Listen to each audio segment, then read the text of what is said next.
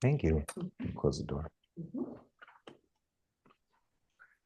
All right. This is what it's like to be live on Christmas time. There's Hi, a table of everybody. food right over there. So I'm going to try and keep my attention on you. Spoken like a true Yeah. pig. Hungry pig, hungry pig. All right. Let's see. Who Happy all New do we Year. have here? Anne, welcome. Oh, yes. Annalisa. Those are quints, by the way. That's real. Those are real. Those aren't plastic. We didn't get those from Party Central. That's from a real quince tree. So we have Devin here. We have Annalisa eating. Yummy. We have Fanua with his camera off. Laura with her camera off. Serena, Connie, Devin with their cameras off. Look at me over here. You didn't know you get named when you Misgendering. came. Hello, Laura. I gave you the link on Instagram or something like that. Yes, and also you made me realize crazy stuff on the social that I was not aware. Thank you. Great guidance. See? Looking you up. You didn't even know. All right, Devin with his cowboy hat. Look at that. Stunning, stunning. Ready for adventures. Kaylee's here next to Gavin. Wow. Hello, hello, hello. Are we going to do anything for like couples? Couples snake here? Well, we do have a section on romance. There is a section on romance. Okay, there we go. All right, let's see. Okay, so Annalisa waving. I think Hello, mind hello. meld. Mind meld. Okay. See, this is cool. So that's us. So we can see how we fit, but then we can kind of see everybody. It's Oh, look at all those people. Nice. yeah. This is the church. This is the steeple. Right. Open the door. Mhm. Hi, Ann Hoffner, waving. All right. So shall we talk about New Year? What year is it? I tell you what I want to talk about first and foremost. Yeah, I mean, this is an informal conversation. Yeah. There is a breakdown that we can refer to, Yeah. but I want to digest Dragon Year. yeah. First segment. Digesting Dragon Year. What the hell just happened? Yeah. Yeah. So, astrologer, please. Well, I think in part of answering that kind of question, which is, of course, impossible to answer, you're basically looking at, you back up and talk about the 12 earthly branches and the sequence of the 12 earthly branches. And the most important thing to understand about that is that of the 12, sort of smack dab, sort of close to the beginning or in the middle of the Zodiac, so to speak, the sequence. There's a little reverb happening. It's gonna happen. Okay. Sorry, smack dab in the smack dab in the reverb, in the middle of the sequence of the 12 earthly branches, you have this big yang and big yin. And big yang is, of course, the dragon, big yin being the snake. And it's essentially, that's where you have the most concentrated capacity in the sequence of time for transformation. Essentially, you can talk about the rest of the other 10 earthly branches as kind of responding to the sort of eruptions of big yang and big yin. So if you're thinking about it from the standpoint of the sequence of the moons throughout the year, it's actually a good illustration. You have the third and the fourth moon, essentially. You have this a moon that transfers from spring to summer, and then the beginning of summer. So there's a lot of initiation. There's a lot of just transformation, constant transformation, because that's where yang, in the course of the year, that's where yang actually gains traction and starts to transform yin, right? It's that throughout the entire, when you're looking at the sequence of the moons, the elements, the earthly branches as expressions of the moons. That's one way to look at it. So if you extrapolate and think about a whole year of this kind of pushing yin into transformation, I think that it's kind of self-evident. You have this huge welling of water that came from both the water tiger and the water rabbit. And then you're going into this the heaven comes down to make transformation in the form of the dragon. and it's utilizing all that momentum from the water to initiate a sea change. And that is the nature of this particular wood dragon, is to be completely transformative, like night to day, like try to change the texture of what you're looking at. It'd be a relationships or just the dynamics of the way things have been going. You could have it, you know, be or manifest as something very different.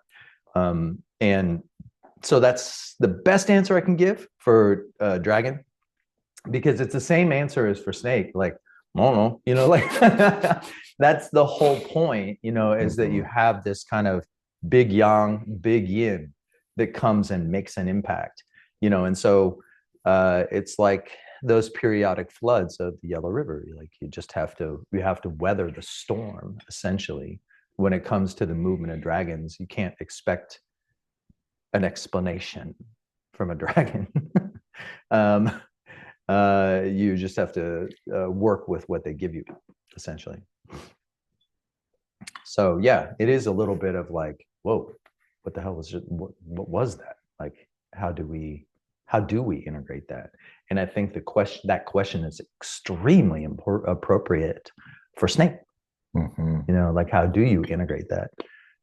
Because the idea of big yin now is that as heaven comes down from this sort of lofty place and initiates change, then that sense of change actually transfers from this kind of heavenly top-down model into this down-to-earth, more visceral sense of change and transformation that has its own sort of texture. Speaking of texture, I would be amiss if I didn't mention the tea we're drinking today. We are sipping on some ancient ancestors. If I'm not mistaken, it's a 2018, so it's not as old as the other teas that we drink. However, this was Master Wong's final production. It's a red tea that's been firmly pressed into this really nice cake. And the fragrance on it is just bar none. And for those that aren't as familiar with tea or the different aromas of tea, this is, in a sense, a black tea. And so it's just like an Earl Grey or an English breakfast. And so it's quite palatable for someone who doesn't know much about tea. It's nice, right? Yeah. It has a familiar kind of bite of the red teas, but then there's like 2 or 3 layers that sort of emerge after that. Yeah. So I can tell you guys, right? So this is called Ancient Ancestors, and ancestors relate to bones relate to kidneys, kidneys relate to sexual reproductive organs, the water element. And so Master Wong, actually, this tea isn't called Ancient Ancestors. It's the brand name, Ancient Ancestors. This is really called testicle tea. And I realize now why I just got a Yelp review talking about I'm so toxic masculine.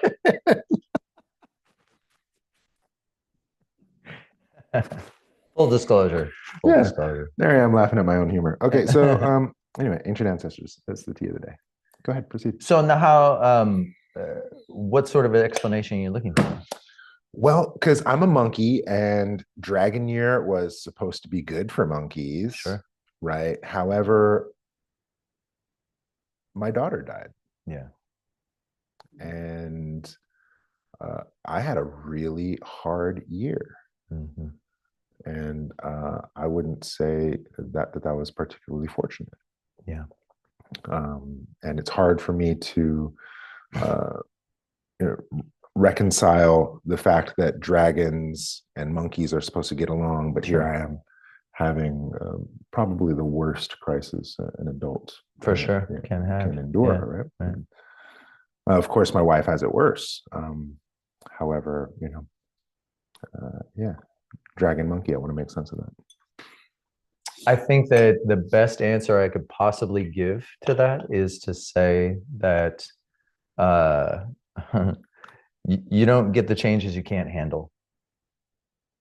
And from a dragon's perspective to a monkey, like, and dragons are not, they're not sort of bound by expectation, right? They are just the authentic way in which heaven initiates movement. And that's it.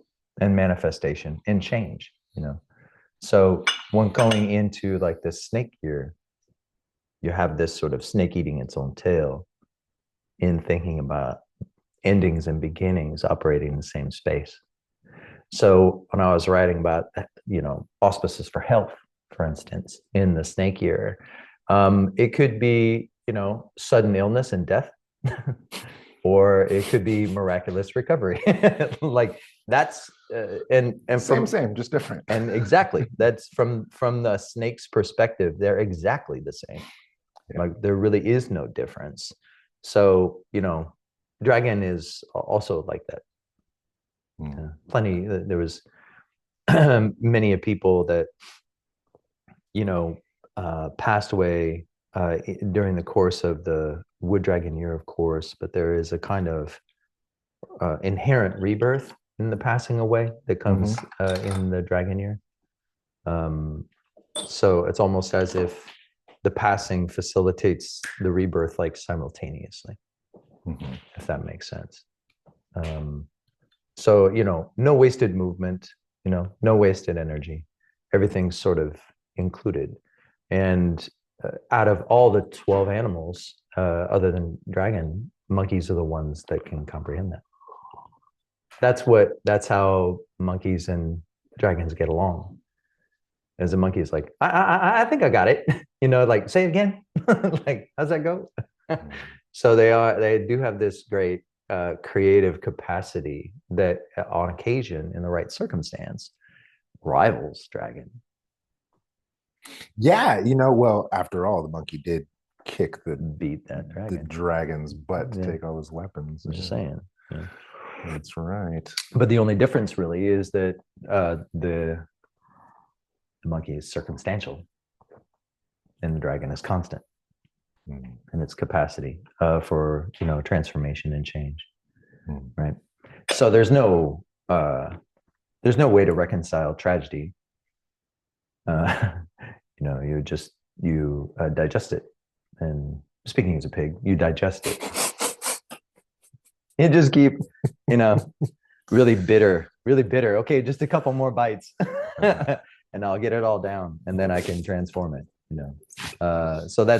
so you could like do a whole series on the 12 ways you digest tragedy, or the 12 ways that the earthly branches deal with tragedy.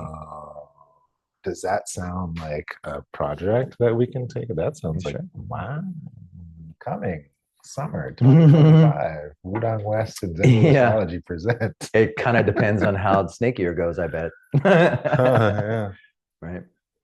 So Zodiac coping. Wow, that's Zodiac coping. What are we gonna name for it now too? So in some sense, it is when you're thinking about the wood snake, because the wood snake is basically it's representing the sort of self-evident and somewhat mysterious way in which the processes of those changes that were initiated continue to unfold. Yeah. So if anybody is thinking that snakes don't back up, they go forward, right? Or they go in little circles and little spirals and stuff, and they do switchbacks. So there could be a change of direction, but snakes don't go in reverse. The snakes don't back up.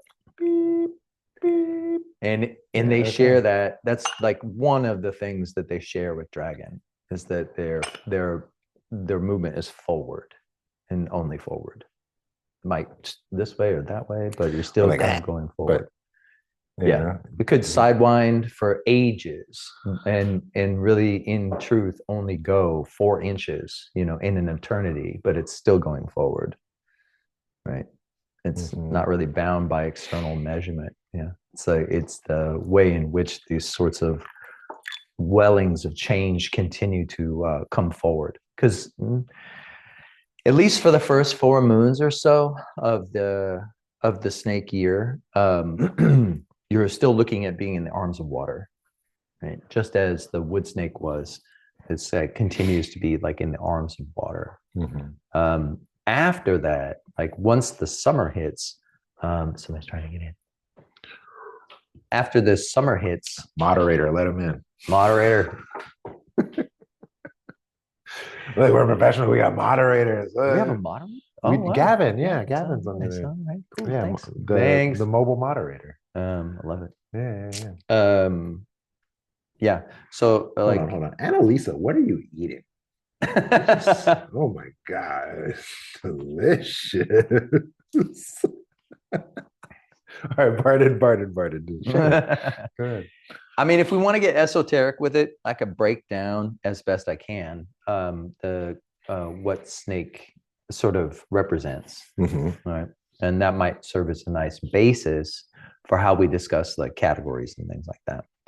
But snake is natively yin fire, right? So it is this kind of, it's an invisible fire. Right? It's not meant to be seen. It's only meant to be felt by its effects. Like for instance, you know, Ming would say a lot of times that you never see fire. You only see the results of fire's action, right? That's because it is essentially still wood. You don't really get manifestation in the cycle of 5 elements until you hit earth. Before that, it's potential, agitation, manifestation, refinement, dissolution, and disappearance. Stop it. Right. So that's what my mind being blown looks like. Stop it. One more time. No. One more time. So you have if potential. If you're beginning anywhere, if you're beginning with like, if you're beginning with wood, then you're just looking at this kind of raw potential, agitation, manifestation, refinement. Okay, so that's like cracking the egg, putting it in the pan, fried egg. If you're thinking about the dish, right? If you're thinking about the dish as earth, then yes, your ingredients would be wood. But like wood itself isn't even the egg. It's the fertility of the hen, right? That's the whole point. So like wood is the urging we have to sit next to somebody that's attractive. Hey. That's the kind of wood element. Is that why they call it a woody? There goes my toxic masculinity.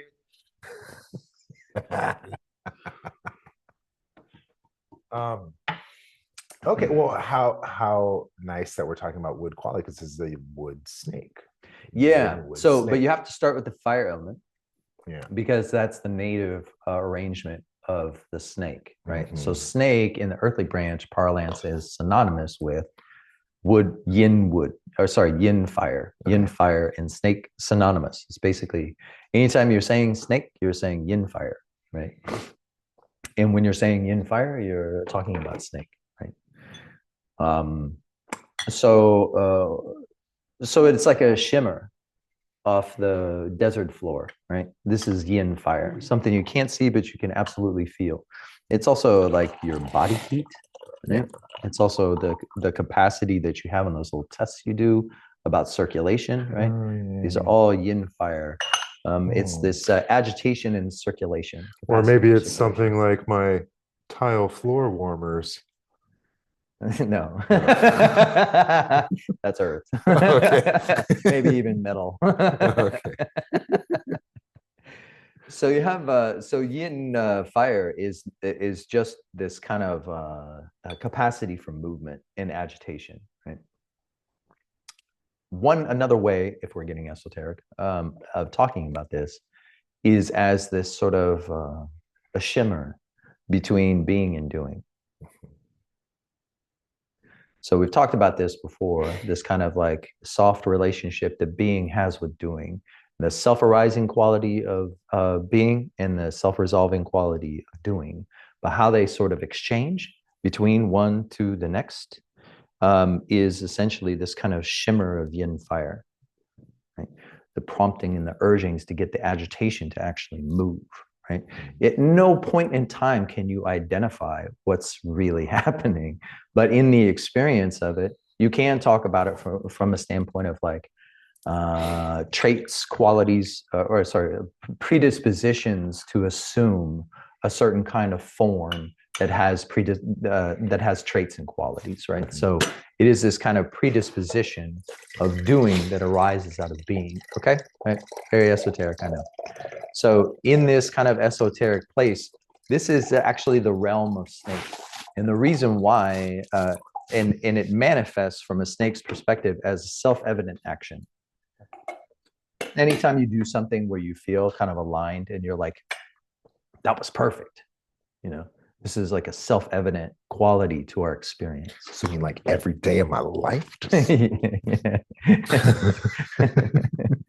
Yeah, just like that.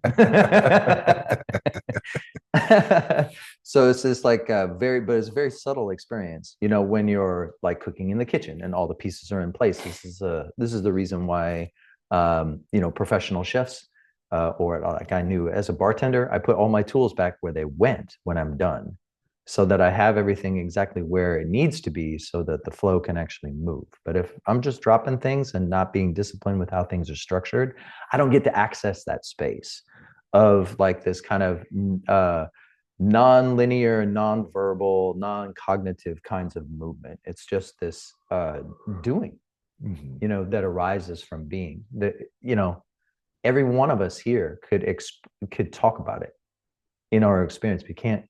You really have to search for the words because they're not even close to being able to capture the experience itself. When I was in college, I had this theory where there are two gaps, cognitive gaps in our experience. And they all have to do with having experience X. You saw experience X, right? So you have this experience X. The first cognitive gap is the minute that you decide to talk to yourself about what happened. Because that's not the same thing as what happened. It's your interpretation of what happened, or yeah, I mean, or just like assigning a word to it or reflecting on it. You know, there's like oftentimes talked about this idea that, you know, you don't recall memory like going back into your garage and grabbing the lawnmower. Like you're actively creating it again. The experience is not recalled, it's created again in your memory.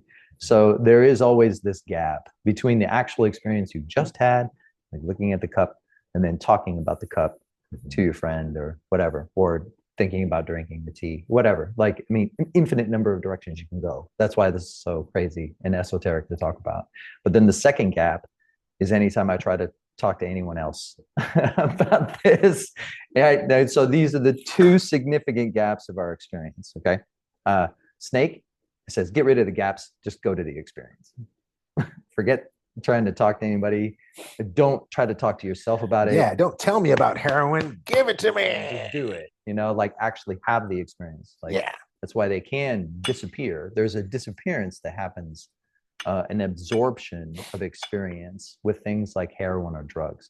A complete absorption of experience where you, like, there is no like reference point or witness where you can actually create or manifest or imagine a sense of self. There's no room for it anymore. So that's also present in things like not just heroin, but like deity practice or deity worship in some of the like Hindu traditions, right? So, or many conceptual meditative traditions use exactly this. This is the reason why the snake is associated with Buddhism and yeah, Naga, Kundalini, and all that, you know. So all these sorts of like absorption states, for lack of a better word, you know, states of absorption that have everything to do with snake. So for the snake, if you talk to a snake, they'll tell you this is all that's ever happening. Everything else is just some pretense that you dress the world up with, right? So this is the reason why Ming would always describe snake as pedaling back away from the world. It's not that they don't care about the world. It's just that that's like not even close to what's actually happening, right? It's always in this invisible kind of liminal in-between space where things are happening in a kind of self-evident way, right? So for a fire snake, this is a very comfortable place to be. They can reside in this space sort of waiting for the reason why this is so potent for snakes is because this space in your experience is what you share with all of nature. All of nature operates like this. So when you are able to be in that space, you are actually in alignment with nature. It's like there is no other place to be. So that's the place to be.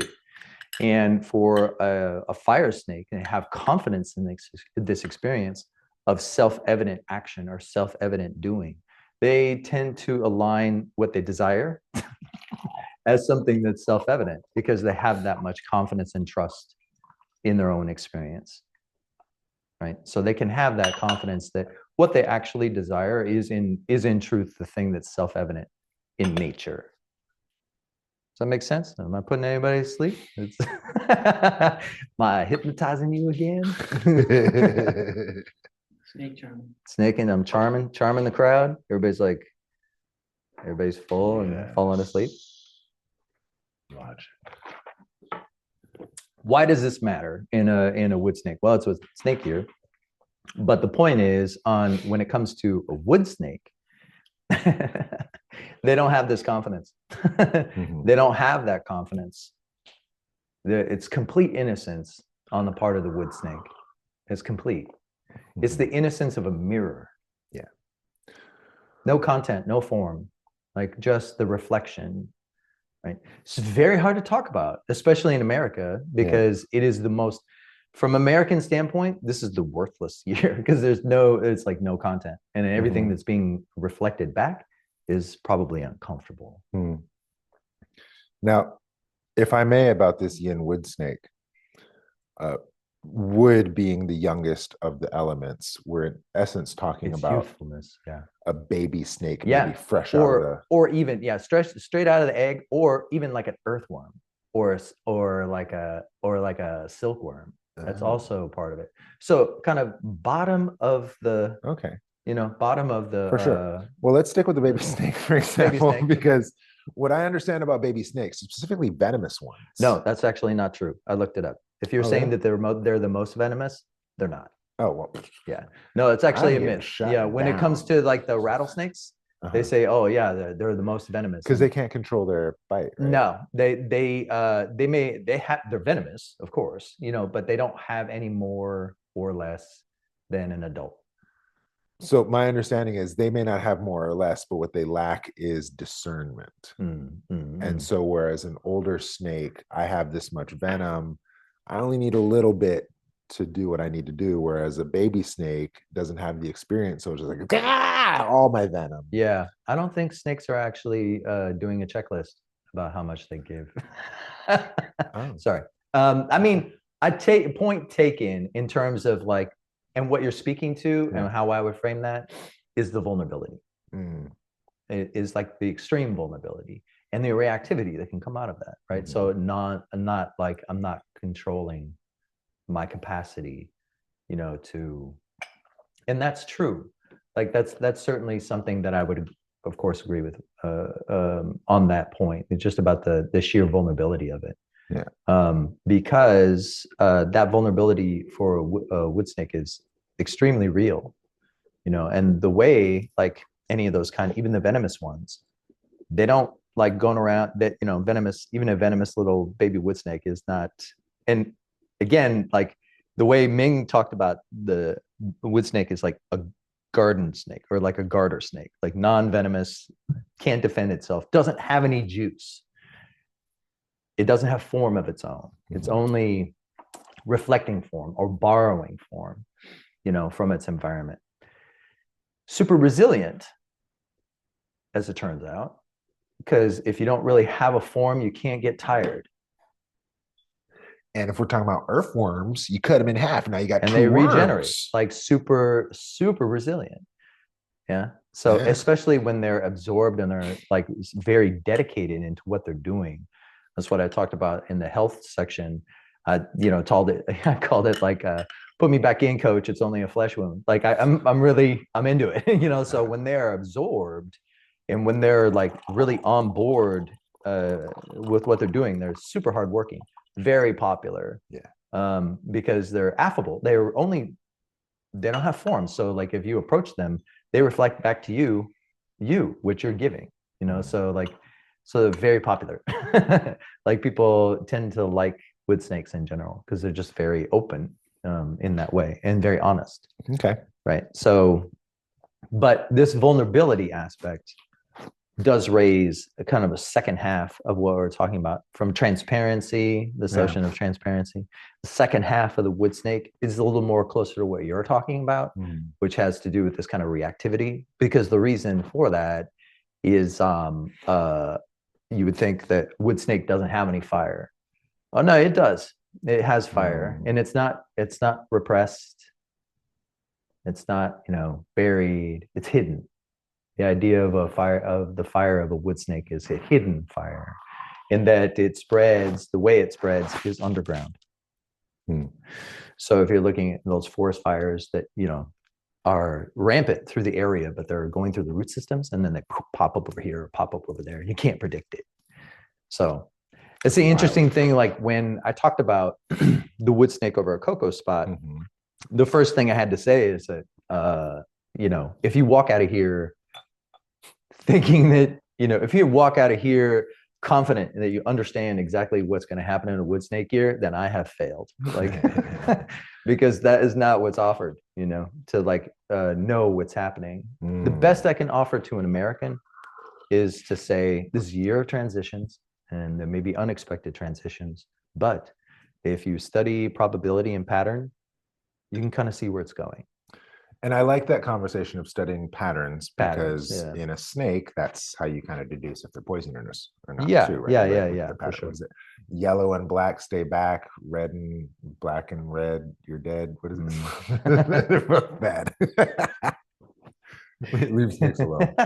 Yeah, the monkey's solution, just pat it on the head. Well, because snakes, in our culture, specifically Abrahamic listening, it's ominous, it's satanic, it's evil, it's the other. Yeah, and quite frankly, last snake year that I recall, we had a 9/11, and so. Are you talking about 9/11, or are you talking about 2001 was snake year? Yeah, no, it was a metal snake year. Yeah, and to be honest, there's a lot we could talk about in terms of on the political end of it. That has to do with the history of 1965 and 1905, the last Bolsheviks. The last wood snake years, and then their connection to the years around them. Because I think one of the things I would encourage along the lines of the idea of like looking at pattern and if you have pattern and probability, then you can play with premonition. Right, that's the idea. And so you have to go back, not just within this year, but then you have to look at the years of engagement coming up to this year. Because again, wood snake doesn't carry a form. It reflects form, it borrows form. And where does it get that form? It gets that form from the previous years. And that history could stretch back decades. And that history could be last week, or in January, right? So I think it's important, that aspect of like, of the premonition from pattern, and then the borrowing of form from previous years is actually really relevant to the discussion of like, if people are trying to track what might happen in a wood snake year, that would be how you might approach it. Yeah. Okay. Because for instance, I was trying to think, is there something else I forgot to say? For instance, a really good for instance, I think, is in 1965, right? In 1963, which was the last, the water rabbit year before this last one, right? So that water rabbit year, you had Martin Luther King give his "I Have a Dream" speech. Very moving. Like we still talk about it, right? So it's an incredible tome, of the search for justice in a water rabbit year, like basically compounding the gravity of the year toward action, towards sea change. And in 1964, you get the Civil Rights Act, which was and then in 1965, you get the Voting Rights Act, which actually required great violence in Selma, Alabama, to actually get across the table, right? So it wasn't that it was like he gave one speech and then everything was downhill from there. It was like you had to pull it out of the dude's hand, to like really get that to happen.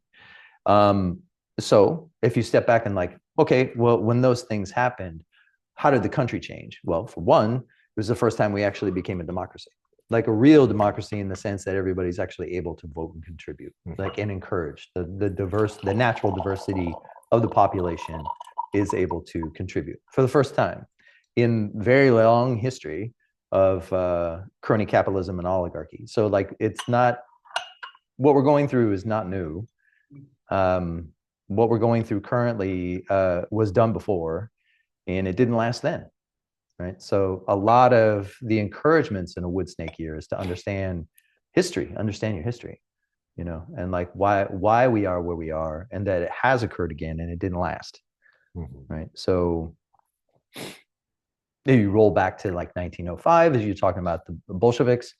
1905 was, yes, the first Russian Revolution, in this like pattern of struggle between Russia and Japan that was happening at the time, and it led to internal divisions within Russian country, and they rose up against the Tsar after this event called Bloody Sunday. It requires some kind of act of violence to really get the fire that was burning underground and smoldering to pop up, and they almost took him out. But then they backed off and decided to compromise, and they created this kind of livable situation for 12 years. And then in the fire snake year, Lenin took it down, and the Tsar was done, right? So, and Lenin actually is quoted as saying that the 1905 was the dress rehearsal, right? So there's a worker solidarity thing that's happening here. 1905 was the sort of official end of what's called the Gilded Age in American history. That's very important for anybody watching this that want to understand what's happening now. Like, look at the Gilded Age, because the Gilded Age was essentially what is happening now, where they want to go, which is no government participation in anybody's lives, no backups, no safety net, no nothing. And just like these large oligarchs in control. Yeah, just extracting and being in control of everything. Sounds like Warring States period.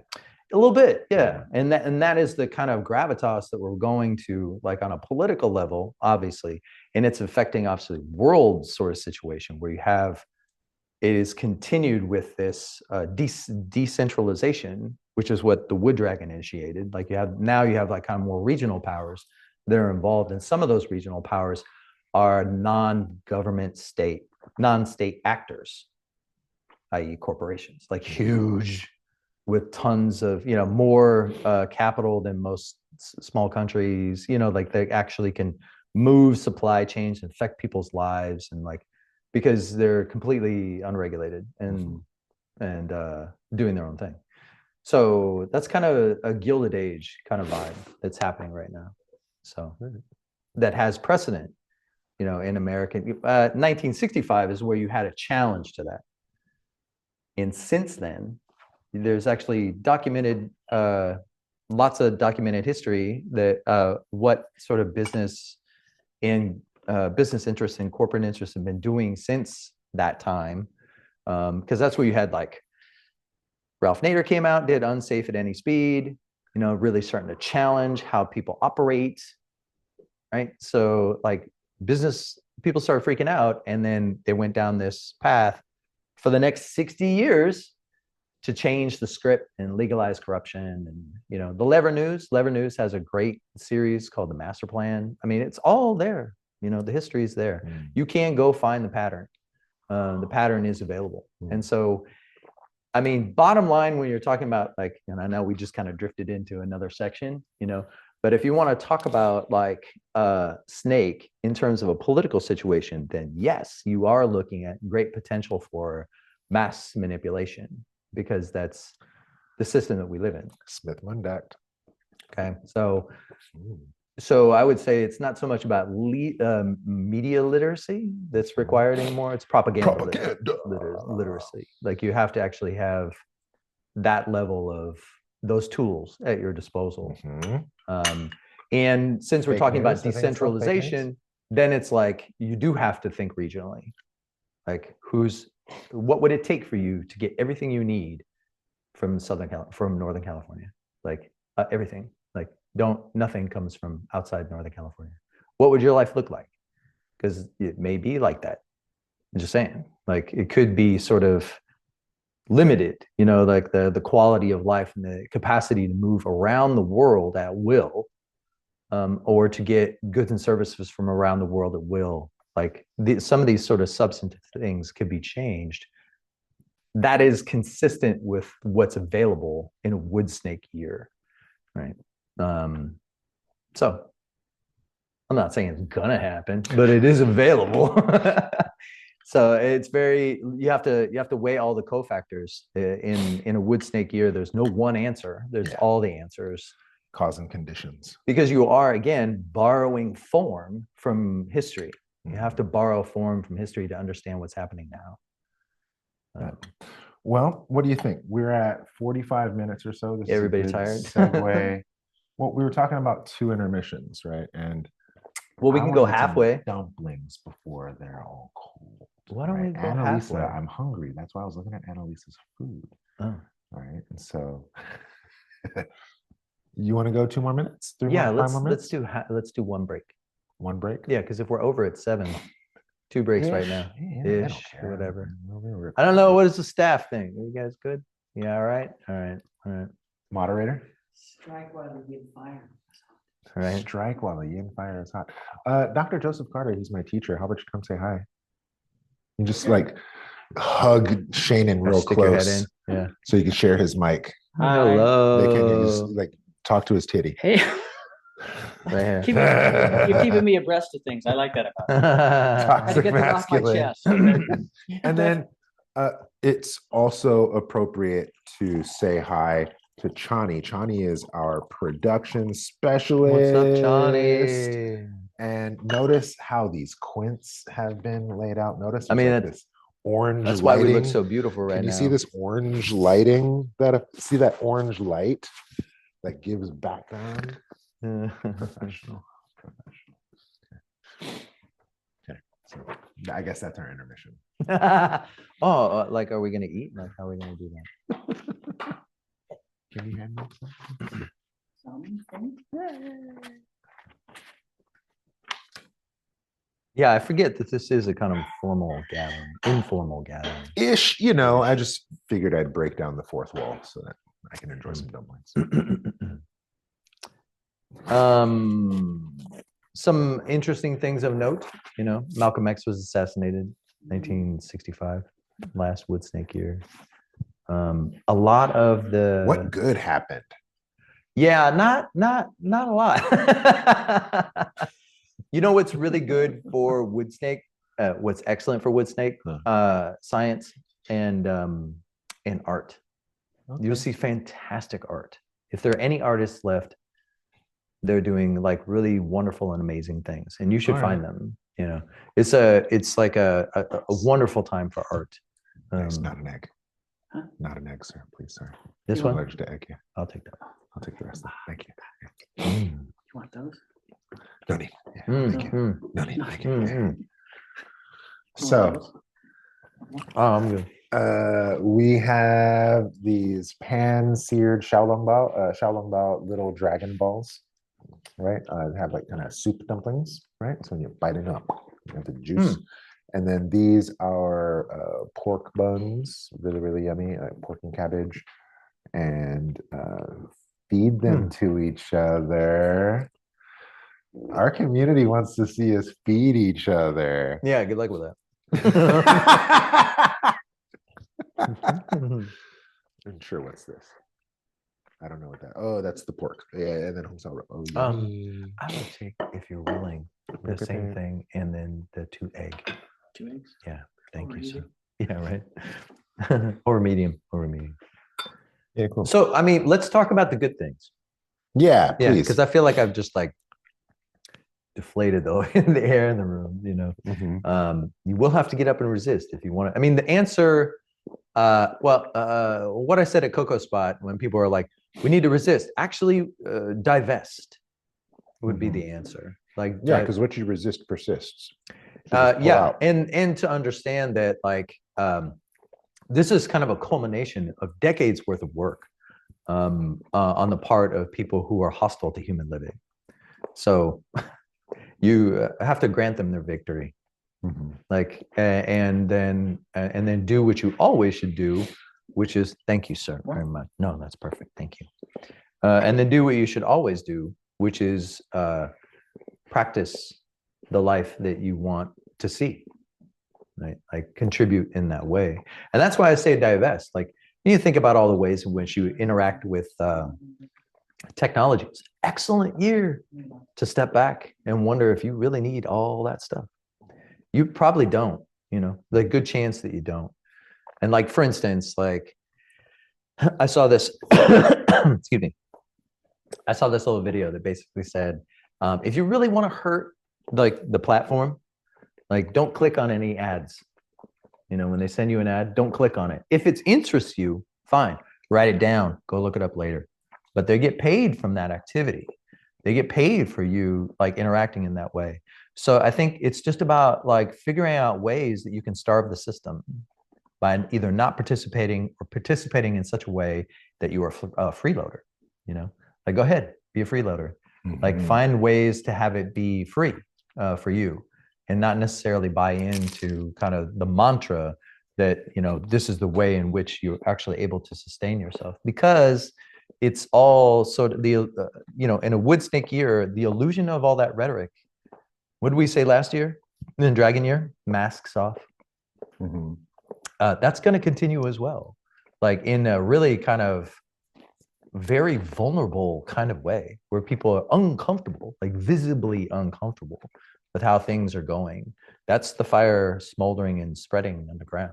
So, you know, it's not all hopeless, but you do have to start where you are instead of like clinging to some ideal about how things should be more fair, like, because they're not going to be. So you have to actually work with what you have and then make decisions from that. But if you're captivated by an ideal, then you won't do those things that are necessary, and you'll waste the opportunity of the wood snake.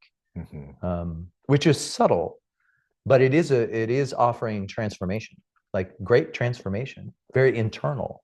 So like, what would it take for me in the inside to actually create the world that I want to see, or contribute to the world that I want to see? What sacrifices do I need to make? Like, okay, I guess I'm not buying anything from outside the country, right? Or I'm only going to buy from certain people that I have established relationships that are outside the company, outside the country. I'm not going to engage in certain patterns. Like, I think the contraction of that is very, very valid in a wood snake year. It's like, because it's the same pattern of snake, which is like, I don't want to reflect that. Right? I would rather reflect something closer that actually is more in alignment with, I don't know, like healthy human living. Right? So we can make those discernments. We can do these things. You know, nothing that stops us from doing that, even if we're not. It's just the whole Confucian peril. You know, but many Confucian dialogues about like, the government is corrupt. Should I serve? Right? A huge dialogues in Confucian classics about whether you should serve in a corrupt situation. And the answer is always no. Yeah. Go to the mountains, wait, teach. That's the Taoist response. Yeah, teach. You know, you're not out there trying to make a martyr of yourself or even change the system. You're waiting because you know it's going to change. You know, it's going to collapse because the things that are corrupt collapse. That's been proven in the patterns of history themselves. Right? So it's not all doom and gloom. I mean, I'm a double pig in a snake year, so I can't come across as Chicken Little. Sky is falling, sky is falling. But in fact, like there are like self-evident ways, obvious like ways in which you can participate that in a way that actually feels uplifting. You just have to learn. You have to know how to pay attention to omen and to look for serendipity, you know, in your experience, which will bring you back to what your experience, which is all Snake ever wants to talk about. Doesn't want to talk about like the state of the Tao. Come on, doesn't care, right?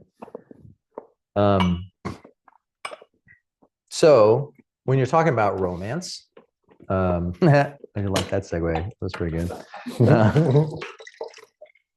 It's so about love.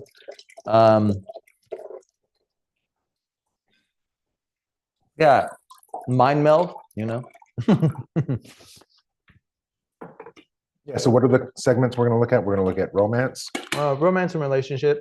We're going to look at health. We're going to look at politics. No, we already did politics. We already did politics. And finance, really. And finance. Okay, so we're just going to do romance and health. And spiritual practice. Spiritual practice. Okay. And they share kind of a theme, which is this absorption bit,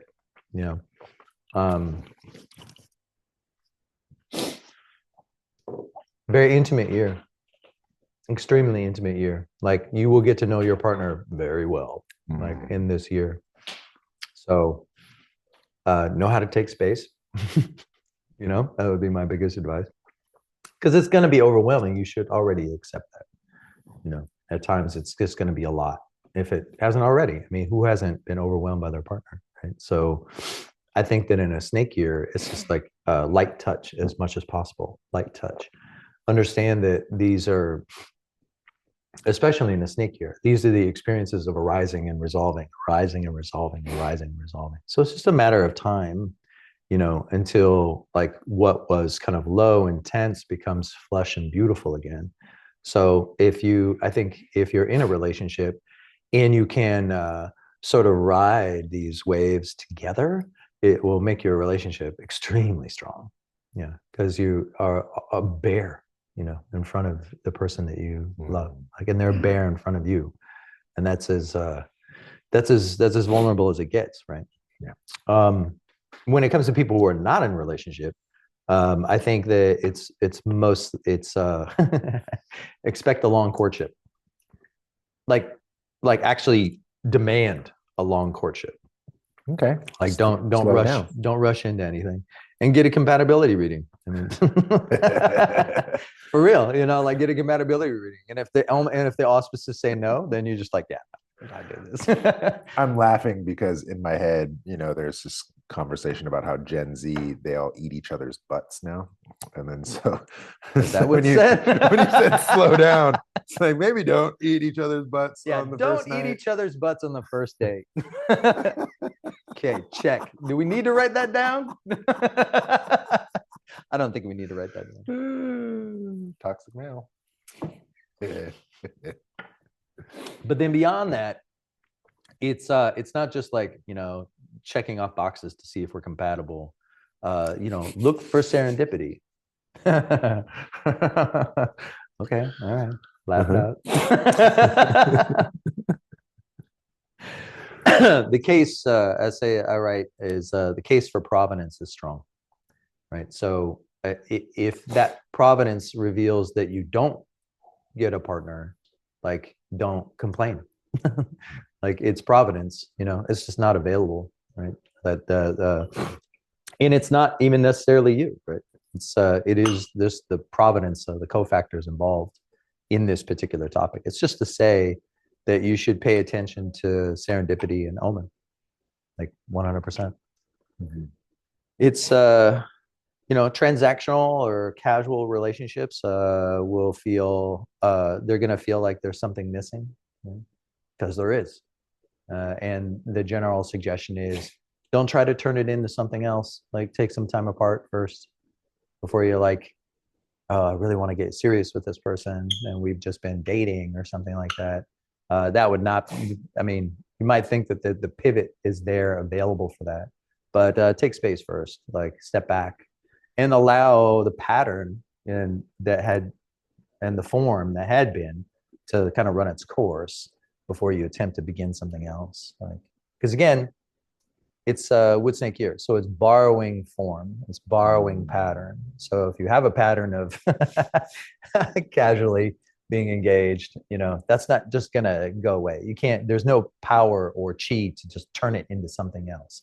You have to let it run out. Okay. So again, when it comes to like spiritual practices and health practices, I kind of this year feel very similar, right? As you might expect in any snake year, like spiritual traditions and spiritual practices are top of the list. I mean, like, Of course. Yeah, it's the thing closest to God, right? we should have opened with, really. I remember Ming saying that the snakes were the closest to God because they spend their entire life in prostration. Right? Like belly full to the earth, Yep. back full to heaven. Yeah. Like, God, walk on my back so you don't get your foot wet on this puddle. Like, you know, complete servitude to the divine. So yeah, it makes sense that spirit and spirituality is big this year. Yeah, so prayer, meditation, vision boarding, crystals, sound healing, metabaths. So I mean, I can go back to Johnny likes my humor. I can go back to the description of between being and doing, you know, because there is this kind of shimmer between being and doing. And theists put God there. And not everybody does that. Right? So belief, so for instance, belief, right, in a snake ear, you might think that it's actually pretty powerful. Not necessarily, you know. Belief is in some cases, belief is an opportunity for hypocrisy, which is the worst thing that you can do in a snake ear. For this particular tradition, the Confucian Taoist tradition, it's not, belief is sort of inconsequential. It's practice that matters. It's actual things that you do and how you impact your environment that make all the difference. And that can be very much fueled by belief. And another word for that is view, the view you have, right? So if you have view, this idea of view, method, and fruit. So your view is always going to inform your method and is always going to contribute to the fruit or the fruition. And that write that one down. Juicy. That is Steal your immutable. pen. View, method, and fruit. View, method, and fruition is immutable. Like, it's sort of the law of how things operate, the sort of self-evident way things. Heaven, earth, human.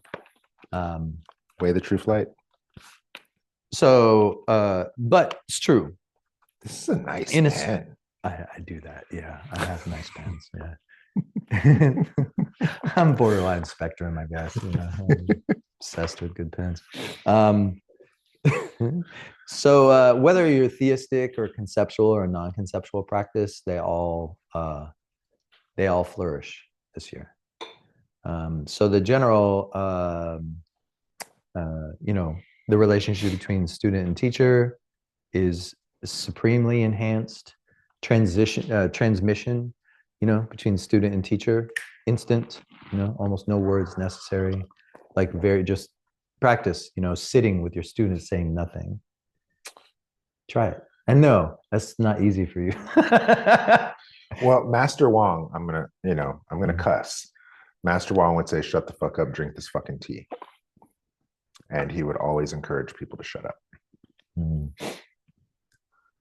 so, and Ming, to that point, he'd always tell people to rest, you know, so. Yeah.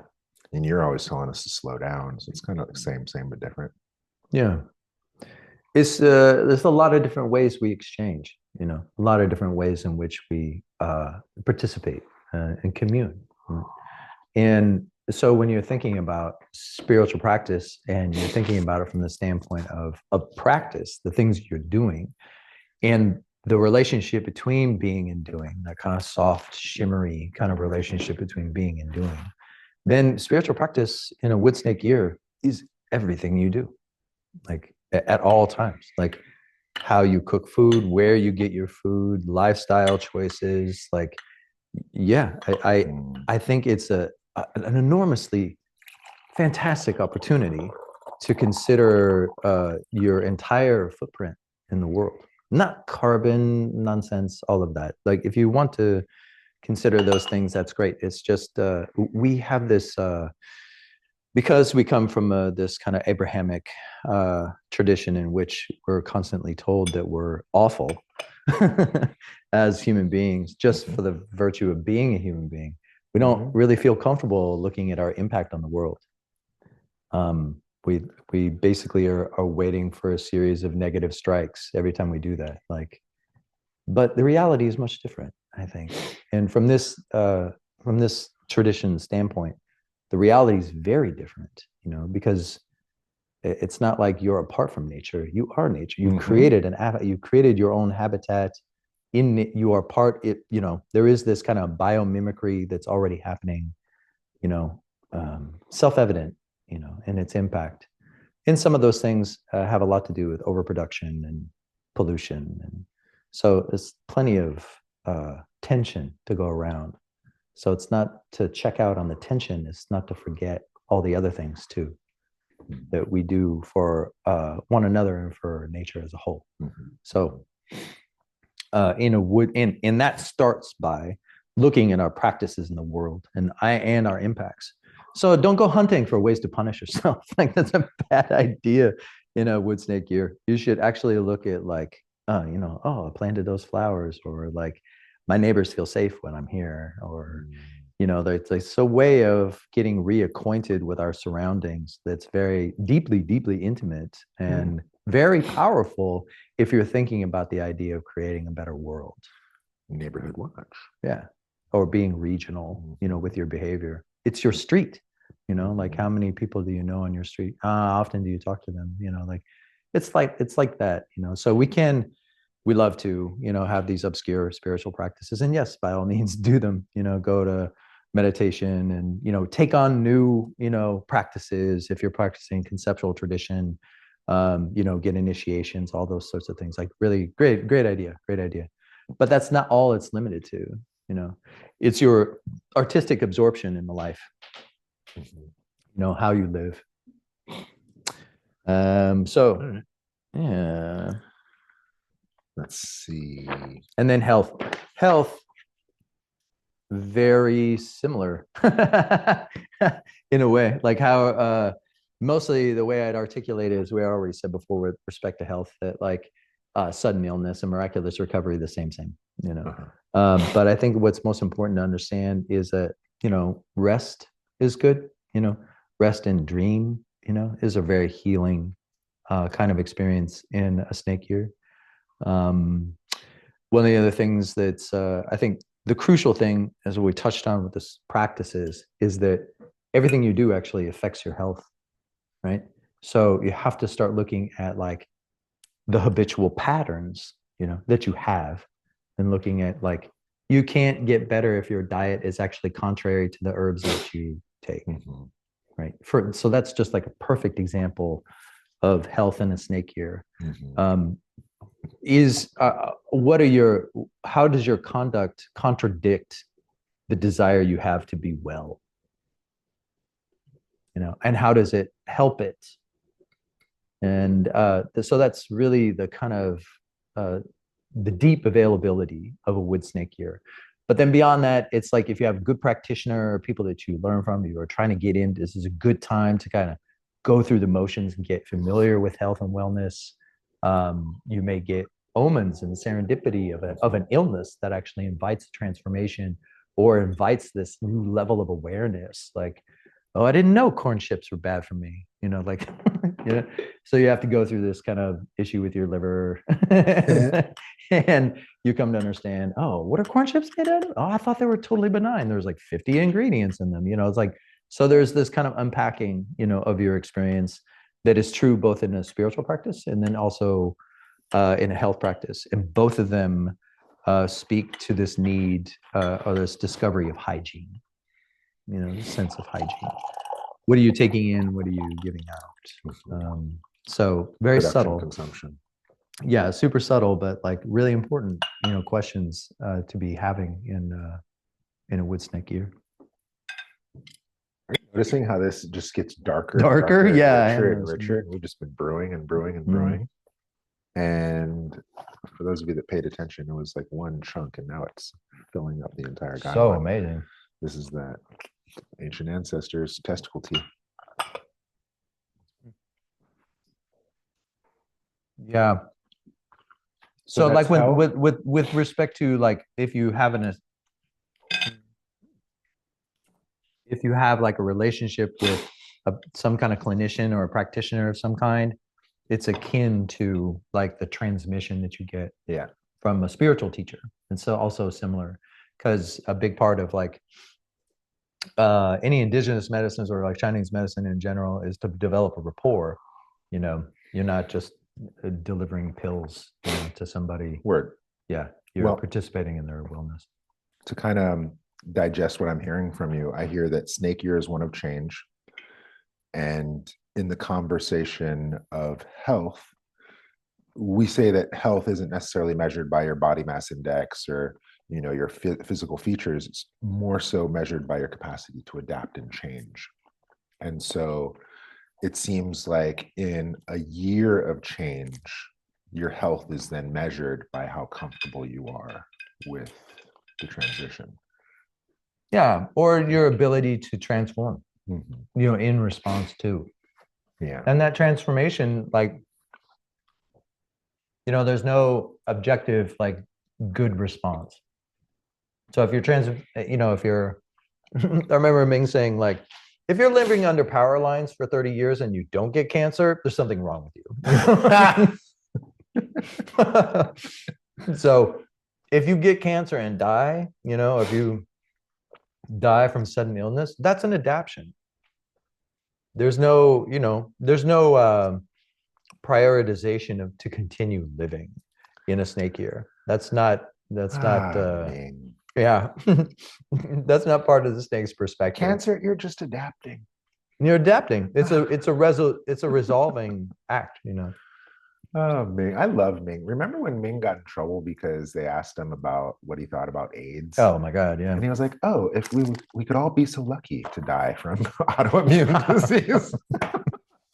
Or like the first thing he says was like, welcome to your mortality. Who knew that you know, staying up late, drinking, doing a bunch of drugs was gonna kill you?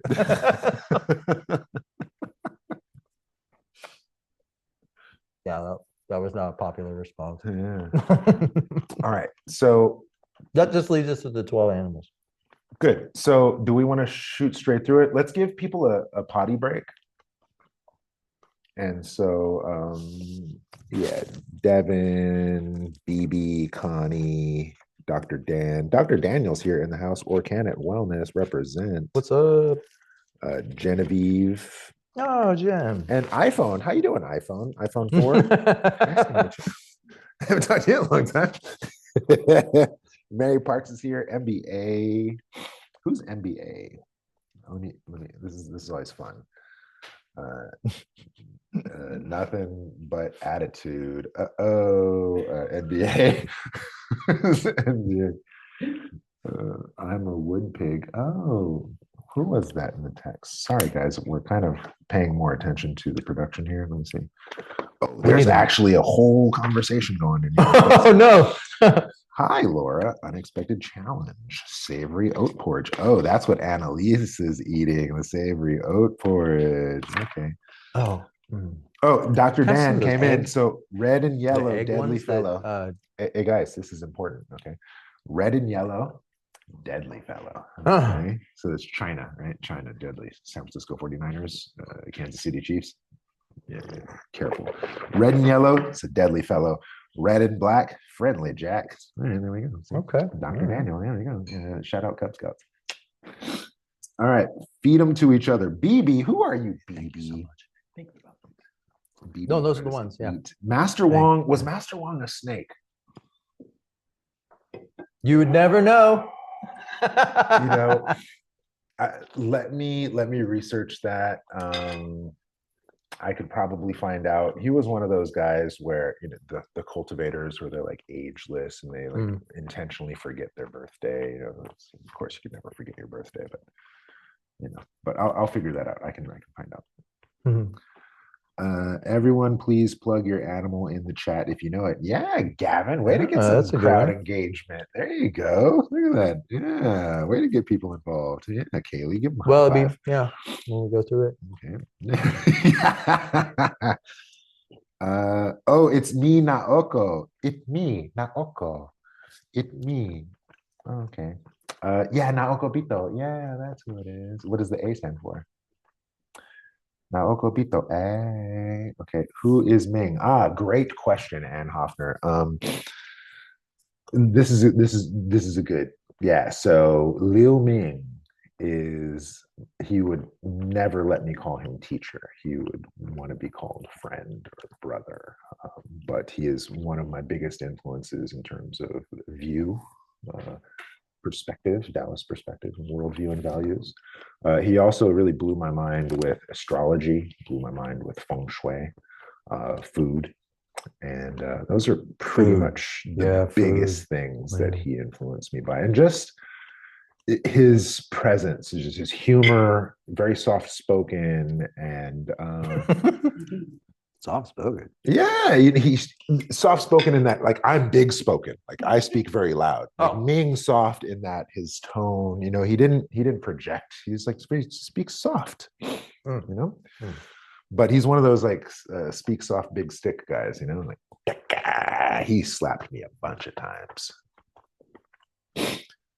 But Liu Ming, one of these days we should have an episode where we just talk about stories of Liu Ming, because his teacher light-bodied, right? And he was there for that, right? Yeah, I heard that. Yeah, like that's wild. It'd be great to have other people in on that, more than just us. Yeah, we can get Camille, we can get some other homies.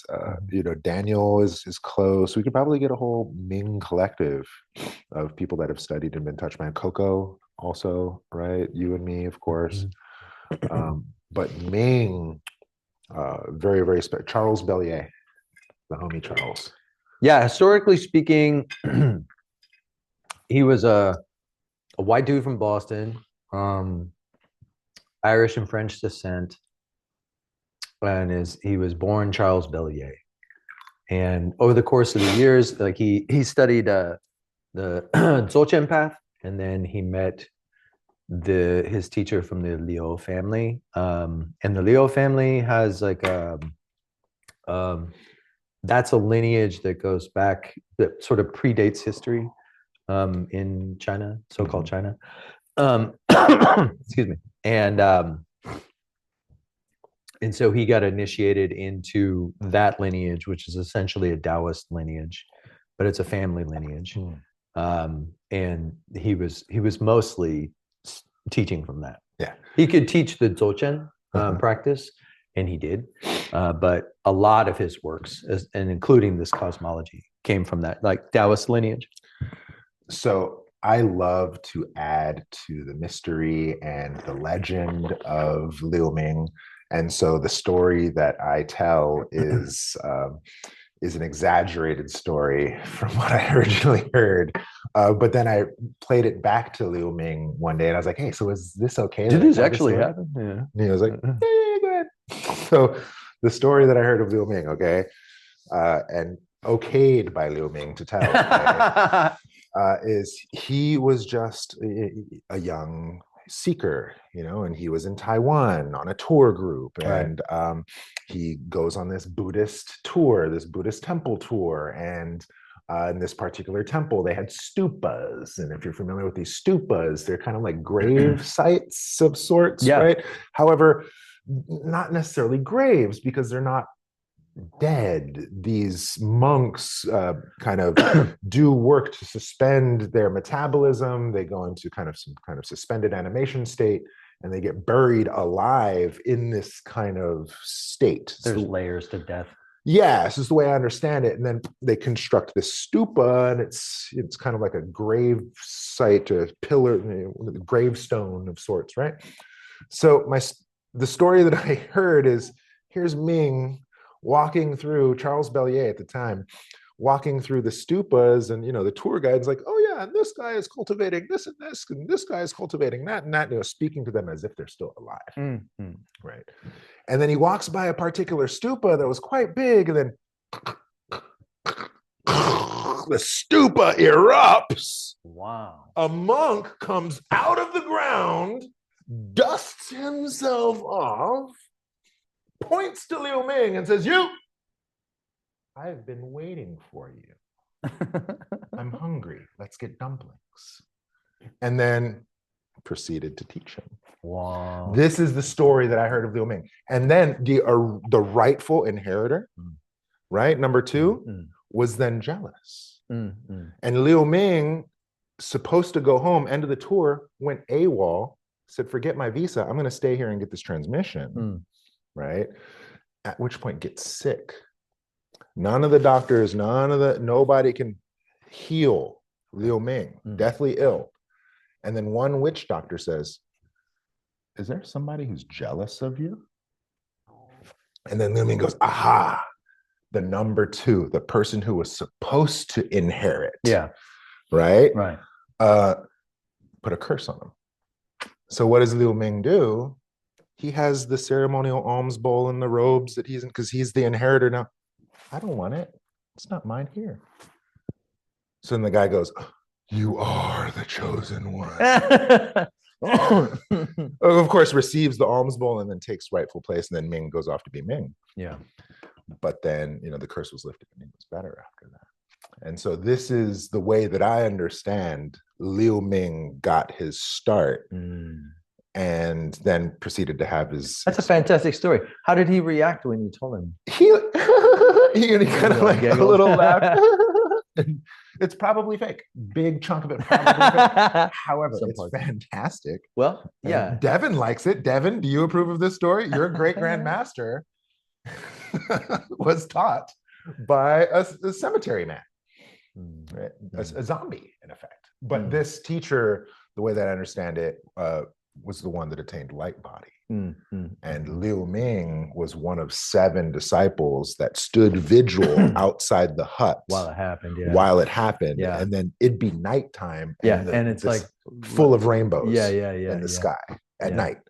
And then at the end of the 7th day, they go into the room and there's the teacher, the frame of the clothes, but no body inside it. It just looked like they were starched. Right. And then Ming's like, where's the teacher? Like, what is this? And then the other disciple who knows the phenomenon just took it and wrung it out, folded it, cut all the clothes into little talismans, and then pass it out to the village people as good luck. And then I believe the story is Charles, Buddy Ming, took one of those pieces of fabric, sent it to like Idaho State or some shit, had it carbon whatever. Of course. And they're like, there's dinosaur DNA. They're like, what the hell did you give us? Like, they couldn't make sense of the fabric. Yeah. Wow, that's good. Yeah, I would love to have an evening where we just tell our fantastic Ming stories. I'm glad that that's out in the ethos right now. Ming. Yeah, thank you for asking that question. Ming, ask more questions. Max is here. A good way to get to know Ming is through the legacy that he left behind. And that's Dayuan Circle. Start over. DAYUANCIRCECLE. We'll put it in the chat. .com. Dayuan Circle. Gavin, put it in the chat. And he has his recordings and teachings are there. There's also a really great book called Facets. That it were basically some of his journal entries for when he was touring through Asia several times. Very intimate, super personal. Dragon Play is another good book by him if you can find it. That is. He translated the Tao Te Ching. He translated the I Ching. Those are great. He has another book called 3 Treasures. If you can get your hands on that, that's another good one too. DayuanCircle.com. It translates to Dayuan Circle, translates to Big Circle. Big Circle. I used to give him a hard time Big Circle. But another thing about Liu Ming, and I love telling this story too, is that Wudang West, my organization, is literally the legacy of Liu Ming, Dayuan Circle. Because when I was founding and we got incorporated, he literally showed me his books, showed me all his tax documents. How he did it. And let me copy word for word in verbatim, just instead of Dayuan Circle, Wudang West. And so literally our nonprofit church status, our 501c3 was full 100. We should be Dayuan Circle. We are an extension. Structurally, we're Dayuan Circle. And so I couldn't have, I'm just a street kid from Richmond. I don't know this stuff. And so Liu Ming was like, this is how. And so Liu Ming, big influence on our practice, on our legacy. Liu Ming. Super influential, enigmatic figure. I think most people love him. Some people hate him. It doesn't matter. Yeah, they ran him out of Santa Cruz. Yeah, I don't even know. Just heard. Juicy. Yeah. Okay. Anyway, so let's get through these animals, and then we'll be done, right? And then we eat. Oh, we're still eating. Yeah. Animals. Who do we start with? Yeah. You can start where you start. You start with the rat if you want. Yeah. So, oh yeah, Neokos. Yeah. So we do have some rats. So one of the things I tried to do when talking about the 12 animals is I tried to give you like just one little soundbite, like kind of like if you Sum it up in one word. One word, one phrase. One word Zen. That's hot, dude. So when it comes to the rat, what I would say is think preventative maintenance. The rat is doing preventative maintenance this year. And the reason why they're doing preventative maintenance is because even though we're in technically a snake year, we're awfully close to horse. We're probably a little too close to horse for the rat's comfort. Because horse and snake share the fire element.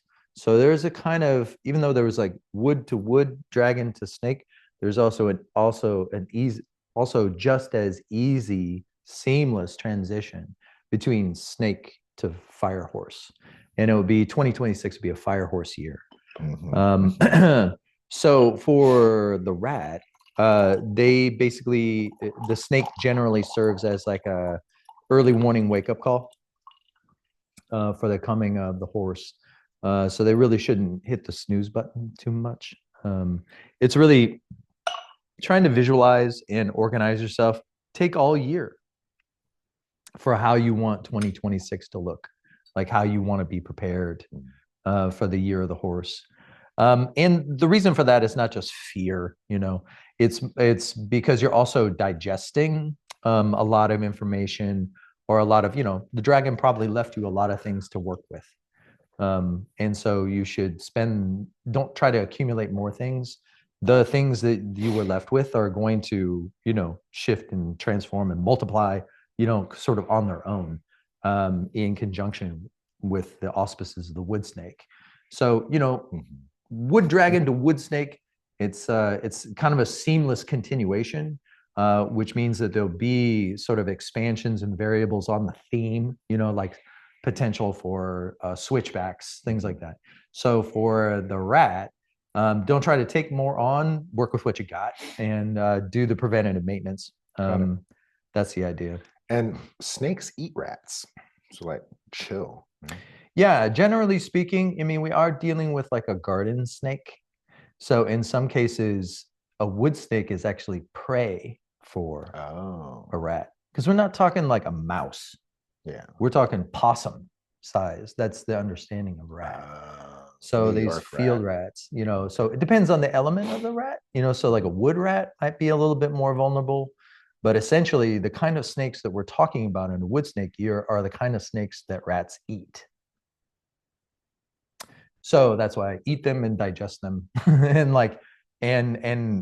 don't try to take on more. Like you don't need to take on more stuff this year, because if you do that and you don't do the preventative maintenance, you will get trampled like hard in the horse year. You shouldn't underestimate 2026. Like it's so get ready. Use this year to get ready. And Elisa nodding the head is like, yes, okay, good.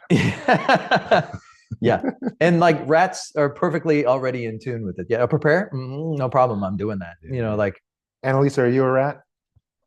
No? Okay, you know rat? I know rat. Oh, okay. So ox. My son is an ox. Yeah. Yeah, it should be a good year for oxes. Oh, yeah. Oxes and chickens, right? I mean, oxes and chickens. So he's studying things, right? Your boy. Yeah. Yeah. That's good. Yeah. It's a good, it's a transformative year. If I had like a blurb, it would be follow your heart and trust your many stomachs to digest difficulty. Trust your many stomachs. I mean, they have many stomachs. Wow.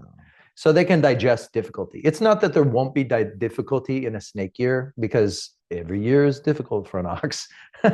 Like that's actually their MO, you know, like Like tigers, huh? Well, tigers have an off switch. Whereas oxes don't really have an off switch.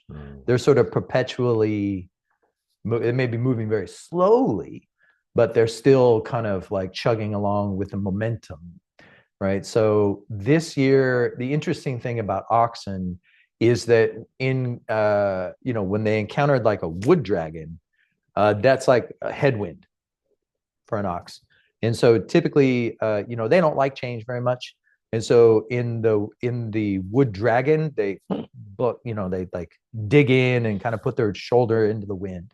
There's a very different wind that's happening in a wood snake year, and it's actually much more favorable. It's like a whisper for an ox. Okay. And so oxen will change direction if they are, persuaded gently, That was the image, you grab the ox by the nose and you can lead him wherever you want, but so in this case, it's the sort of power of suggestion when it comes to the wood snake is actually going to take the ox where they didn't know they needed to go, but they're glad they did, right? So that's pretty much the auspice for, so they can sort of trust their heart and their instincts for how to move, because they should look for serendipity. They should look for omen. It's not all about like treading uphill. You can take sort of the easy road and trust serendipity, because serendipity might actually provide you with an obvious choice. And if you have an obvious choice in front of you in this wood snake year, the oxen should take it. Right? So they should kind of follow their heart in that respect. And what I mean, trust your many stomachs, it's like you are going to experience difficulty, because you wouldn't be you if you didn't. But this year you'll have like great capacity to weather that. And so you can lead by example by encouraging other people not to think so much. Yeah. Okay. So it's a favorable year for transformation. But again, I would say that if you have transformations in the spring and summer, try to lock it down and fortify it in the autumn, so that way it will survive the horse. Right. Tigers. I don't like them. So the phrase I have here is reserve the right to change your mind. Throughout the year, it's the interesting thing about tigers is that they're king of the jungle. So dominance works for them, but it doesn't work this year. Like dominance is not a flavor that works. Like it just doesn't. So moving forward aggressively, you'll meet switchbacks. Yeah. And then you'll just kind of get super tired and not know what you're doing and get exhausted and have to rest and, be more depleted. You need to run in like a straight line, a little bit of deviation, swerve side to side, but like switchbacks are exhausting. So it's not a threatening year for tigers. So don't make it one. There you go. That's pretty much the deal. Yeah, I like that note about tigers. Don't burn out, because that's their Achilles, right? That's their weak spot, is their endurance. Yeah. They're real good short bursts. Yeah. And and then they disappear, rest, short burst again, disappear, rest. Yeah. Right. So they have that kind of binary, you think black and orange stripe. Yeah. Right. So it's more a black stripe. Like you actually gain power by opting out. Huh. And that's an interesting thought. Is a tiger orange with black stripes or black with orange stripes? Exactly. Yeah, exactly. So it's a little bit more of an inward year. There can be some kind of, I have a note here saying, read The Art of War, like for business. Yeah. Or like study martial arts, or like get in touch with this kind of like a keto like defensiveness, like where you can dodge or deflect or diffuse kind of aggressions and be more effective. Yeah. Because when you get to horse, you're going to need those skills. You're really going to in order to be effective, because you can be dominant, but there's a lot of different ways to be dominant in a horse year. And so you want to get as many of those kinds of skills as possible. And a snake year is a year to do that. Tiger and then rabbit. Yeah.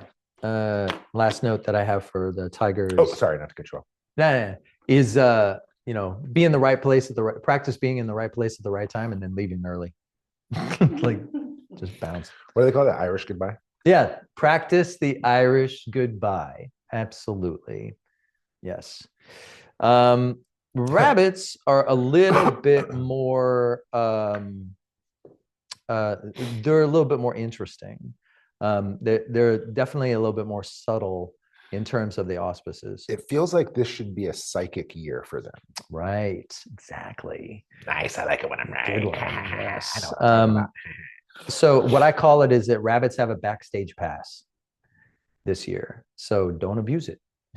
That would be the advice. Like, don't, you might mean well, what you're doing, but if you try to be influential, it could be bad timing. And then you have a bad reputation and then things go wrong for you, and it can all happen like that, like it could turn on a dime.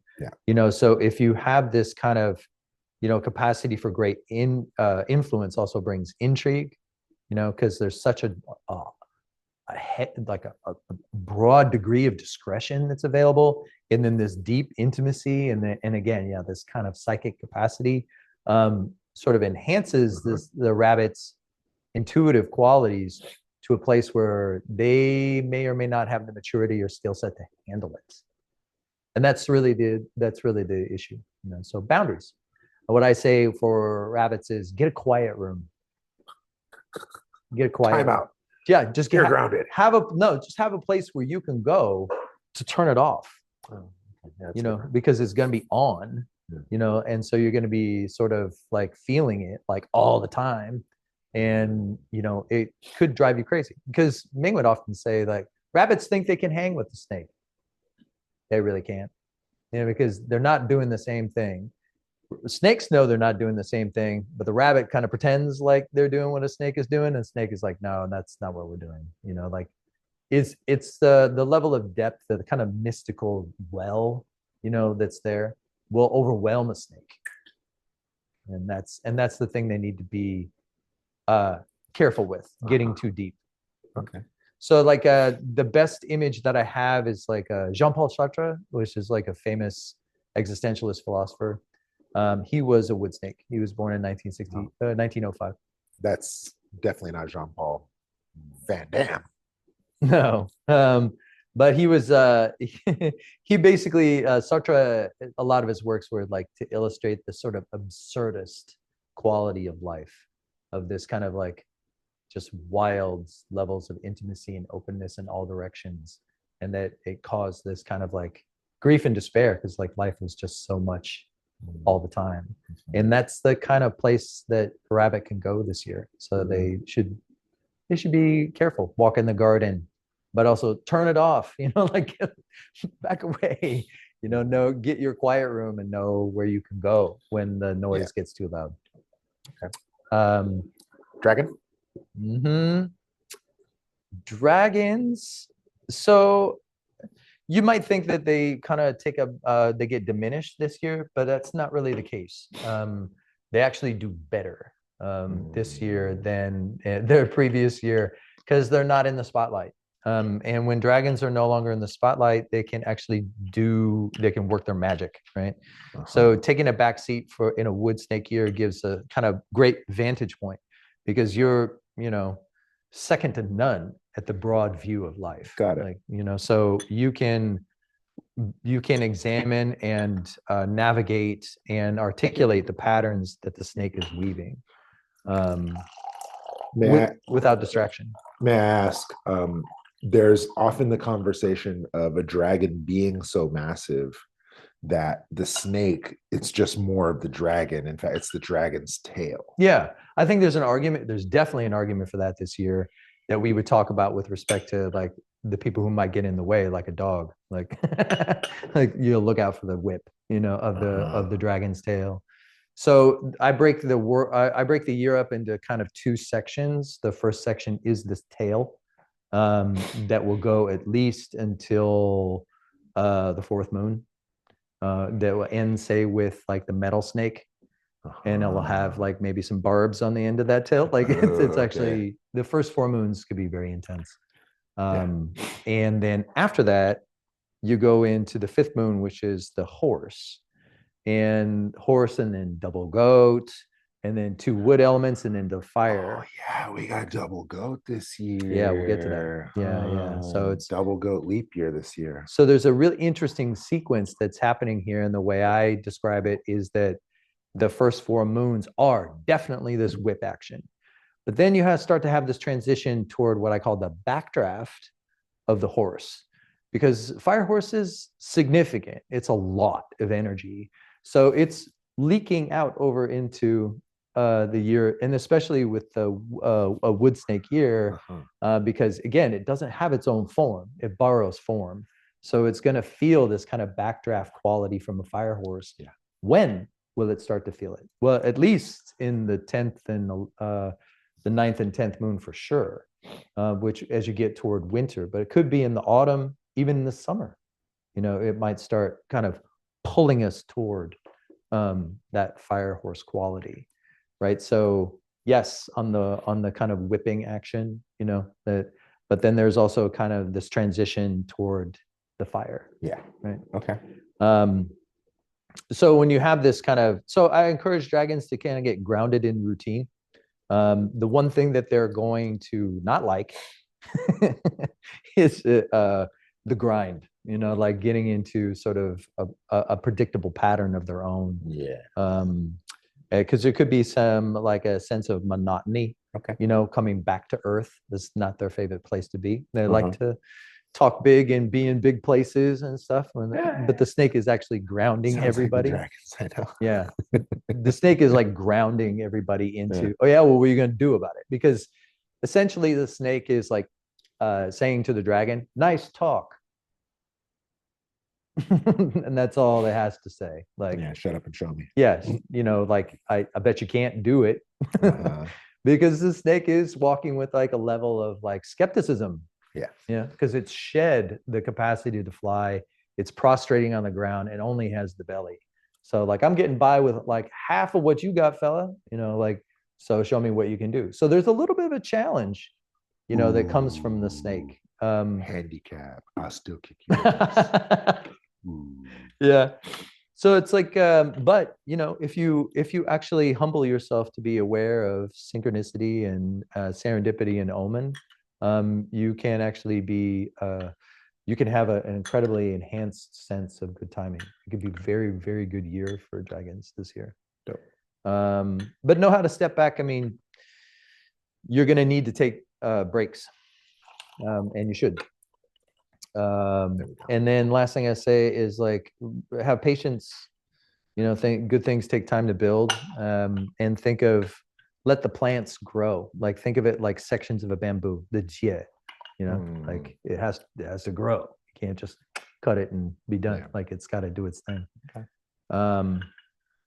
Snakes. All right. Yeah. So sometimes it's rough when it's your own year. So what does this snake have to look forward to in a snake year? You hear when the astrologer laughs like that. So what was the catchphrase of the taking a back seat for the dragon? So the sort of catchphrase for the snake this year would be take a wait and see approach. The wait and see is best, for snakes this year.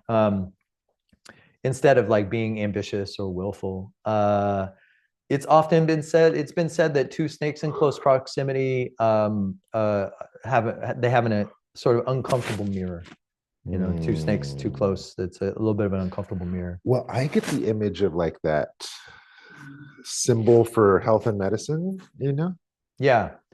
That has, in my interpretation, it has a lot more to do with the synthesis, the alchemy of the dual world. Uh-huh. So you're taking these different influences and making them one thing. Okay. Right. And the alchemy aspect is like Western alchemy and Eastern alchemy, very different. Because Western alchemy is like trying to create things, you know, like I turn lead into gold or etc. And the notion of alchemy in the East is to reveal what Ming called the sublime quality of doing, which has to do with being.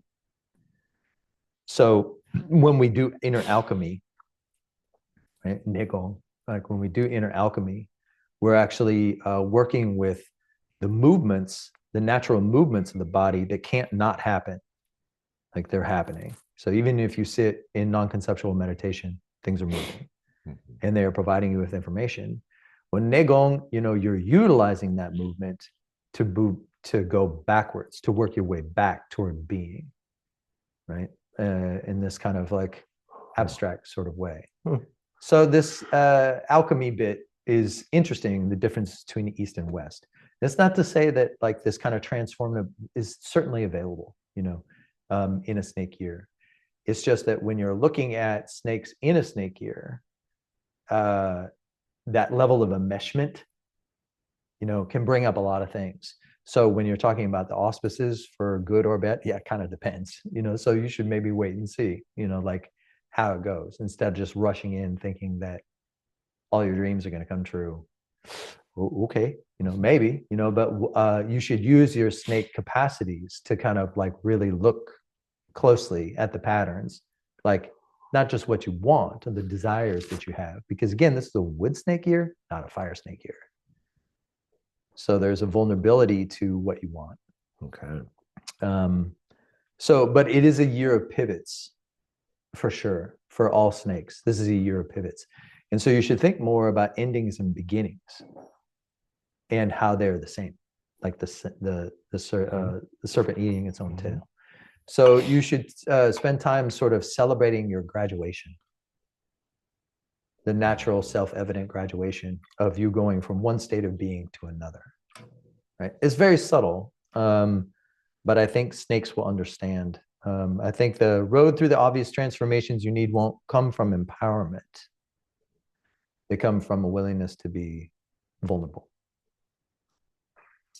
That's hard for an American to get. Yeah. Yeah.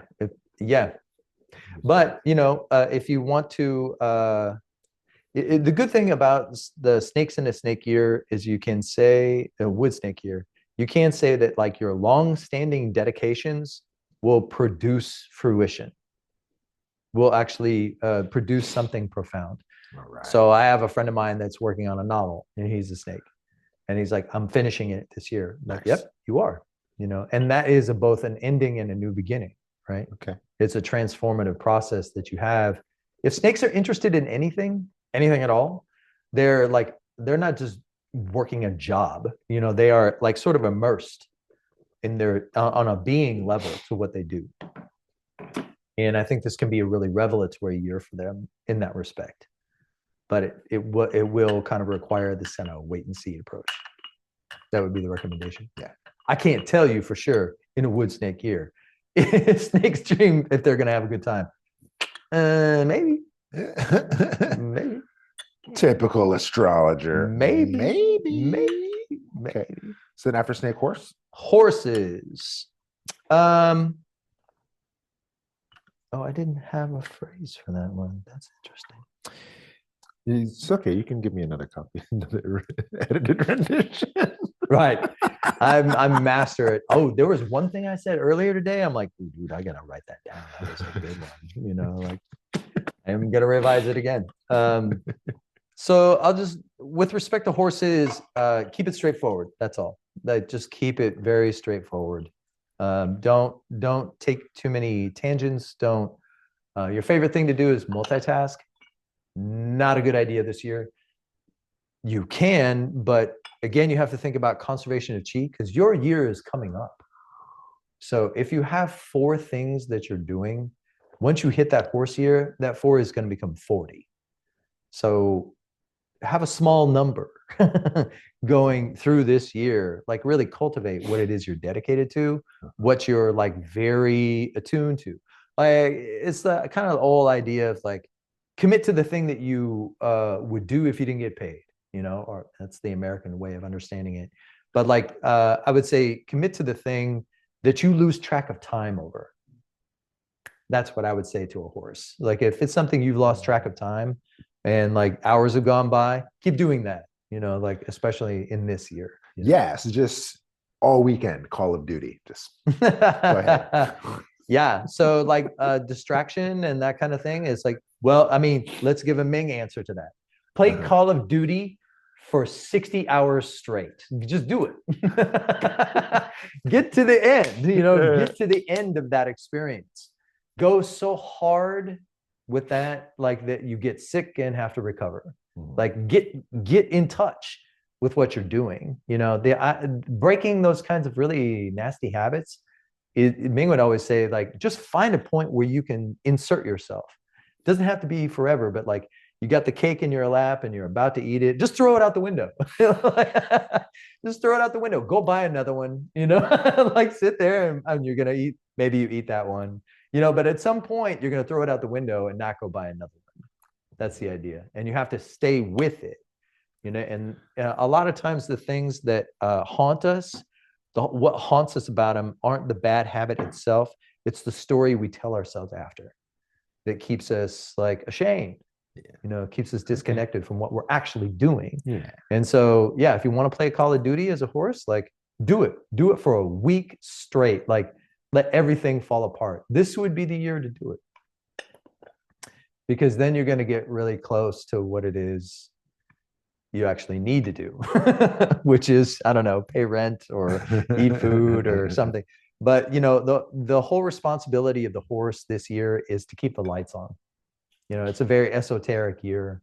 But for you, it's just about like kind of the practical everyday things that make the esoteric reflections possible. Like how easy is it to meditate on an empty stomach? Yeah. So somebody needs to be a materialist. Okay. Goat. This one, okay. Goats. I feel like. Oh man. Yeah. Oh man. Goats like order, right? Oh man. So goats. My phrase for goats is join the resistance. Because what we're borrowing here is the image of a fire burning underground. And so there is, it sort of positions a goat to secretly contribute to a movement for social change. Okay.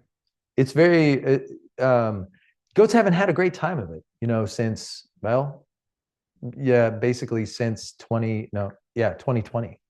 Like it's the elements and the auspices have not been great for goats. Then they've kind of disappeared. I don't know if you've noticed, like, do I know any goats? Like they've all kind of like receded into the background. Well, they're coming. And in the horse, their own year, even in monkey, even in the rooster, they can be contributing. So they're about to come make a contribution. And so this year, the recommendation I have for them is to, you know, get involved, kind of grassroots, you know, level. It's not necessarily a great year for them personally, but in the way they contribute to collective effort or collective organization, it's actually potentially quite powerful. Okay, for them to be an influence. So it's about them, how they facilitate, how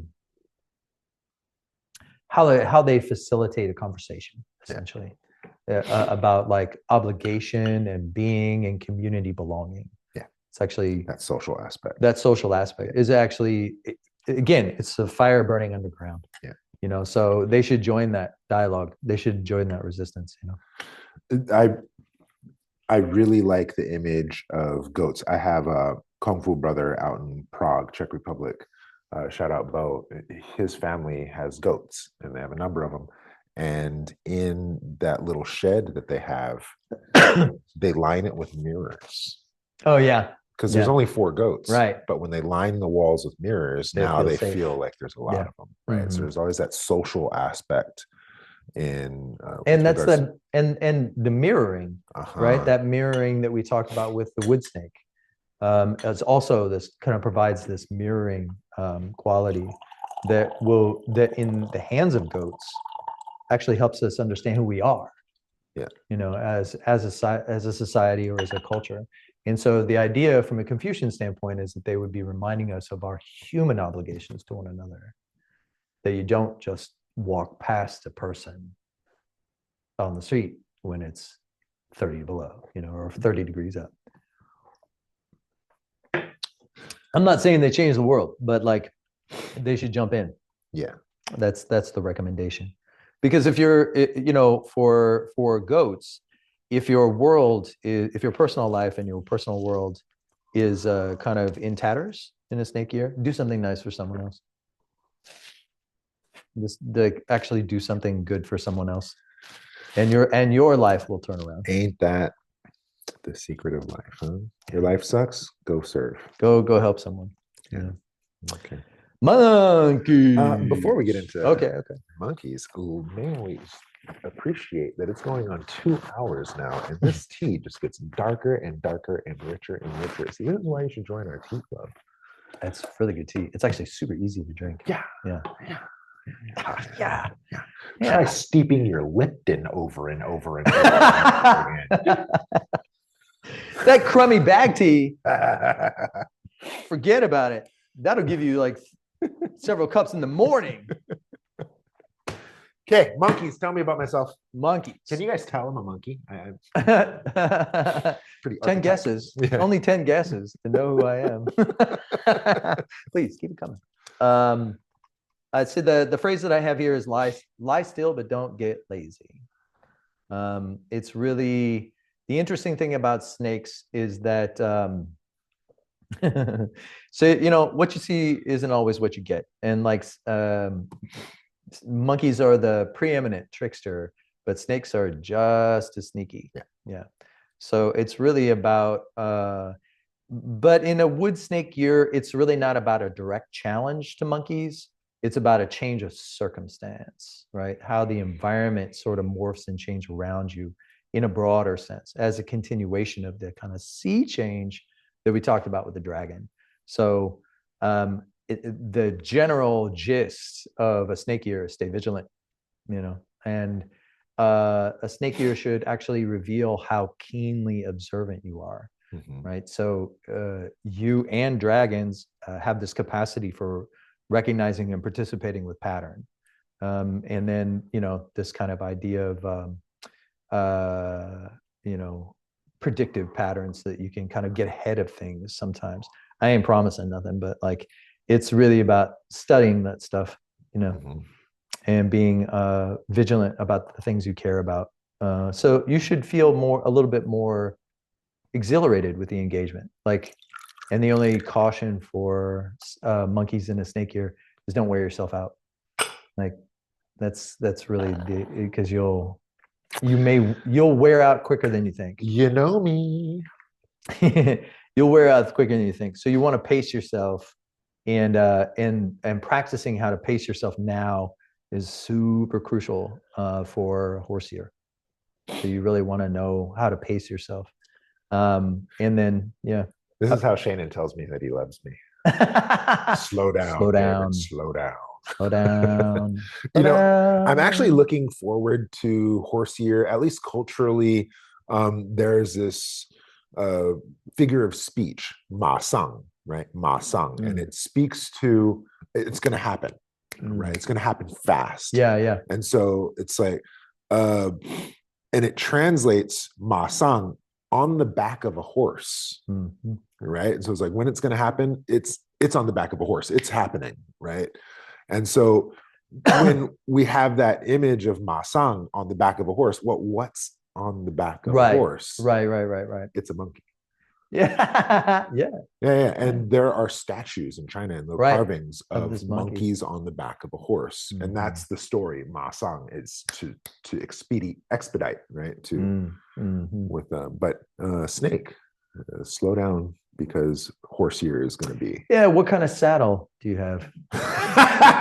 pig. Yeah. How do you say you're big without saying you're big? Is it a comfortable Is it saddle? cozy? Does it Is have it have padding? does it have like a spot for a water bottle? Are there snacks that you can store in the saddle?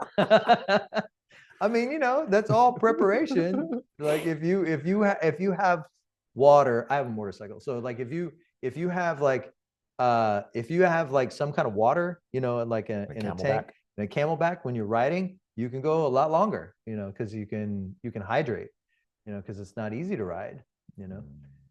It takes a lot of energy, so occasionally you just have to stop and drink water.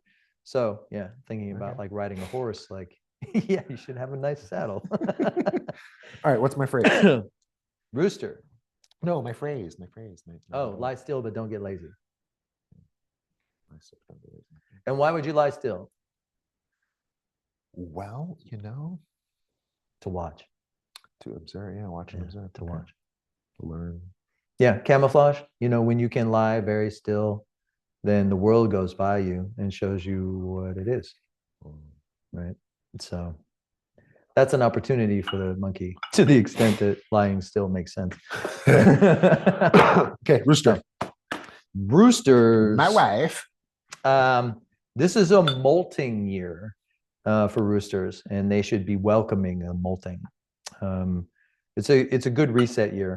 So a lot of things to talk about. It's like it's about you know, regardless of like how successful or non-successful you were the last few years, the roosters it's been a little bit of a trial for them for a few years now, probably also since 2020, if not before that.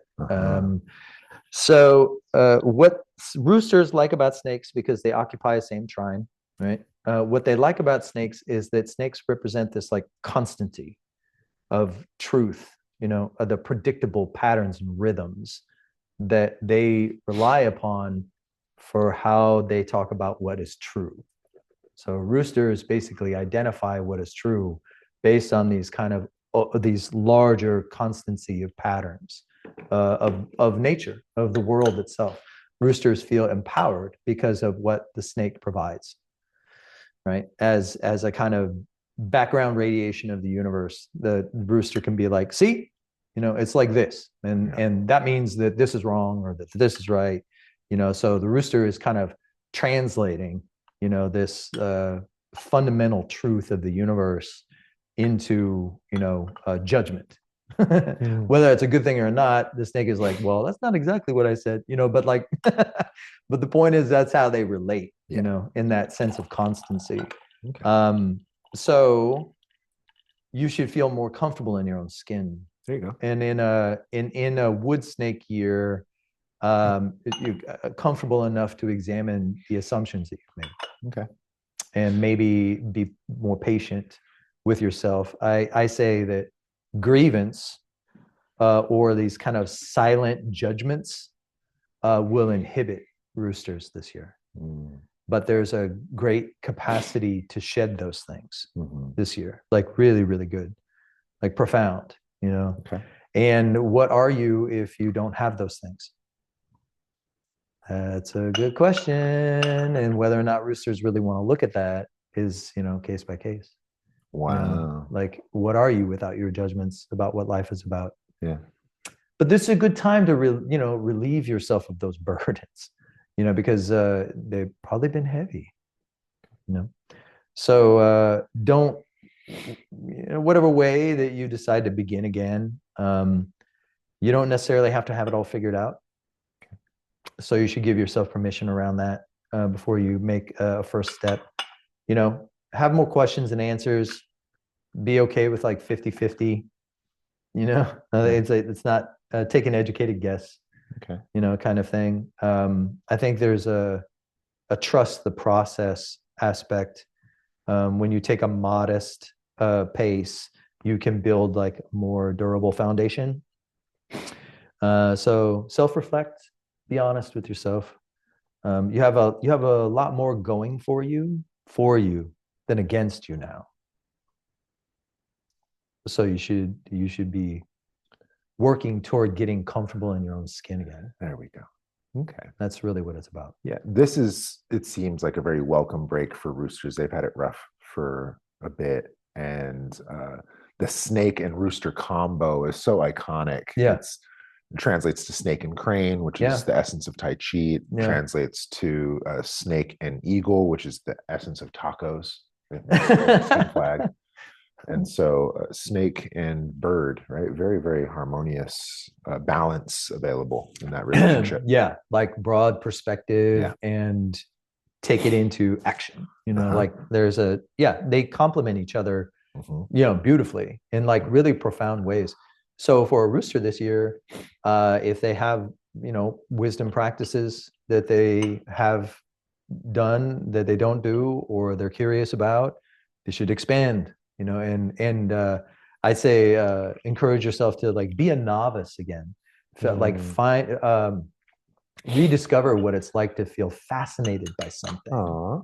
Yeah, like beginner's mind. Yeah, what was it like for you when you first learned something that actually like moved you? Like Yeah. hexagram 31, which is this sense of like a rising inspiration. Okay. Like that's not over. That doesn't have to be over just because you know a bunch of stuff. You can kind of relax into being a novice. That's not a failure.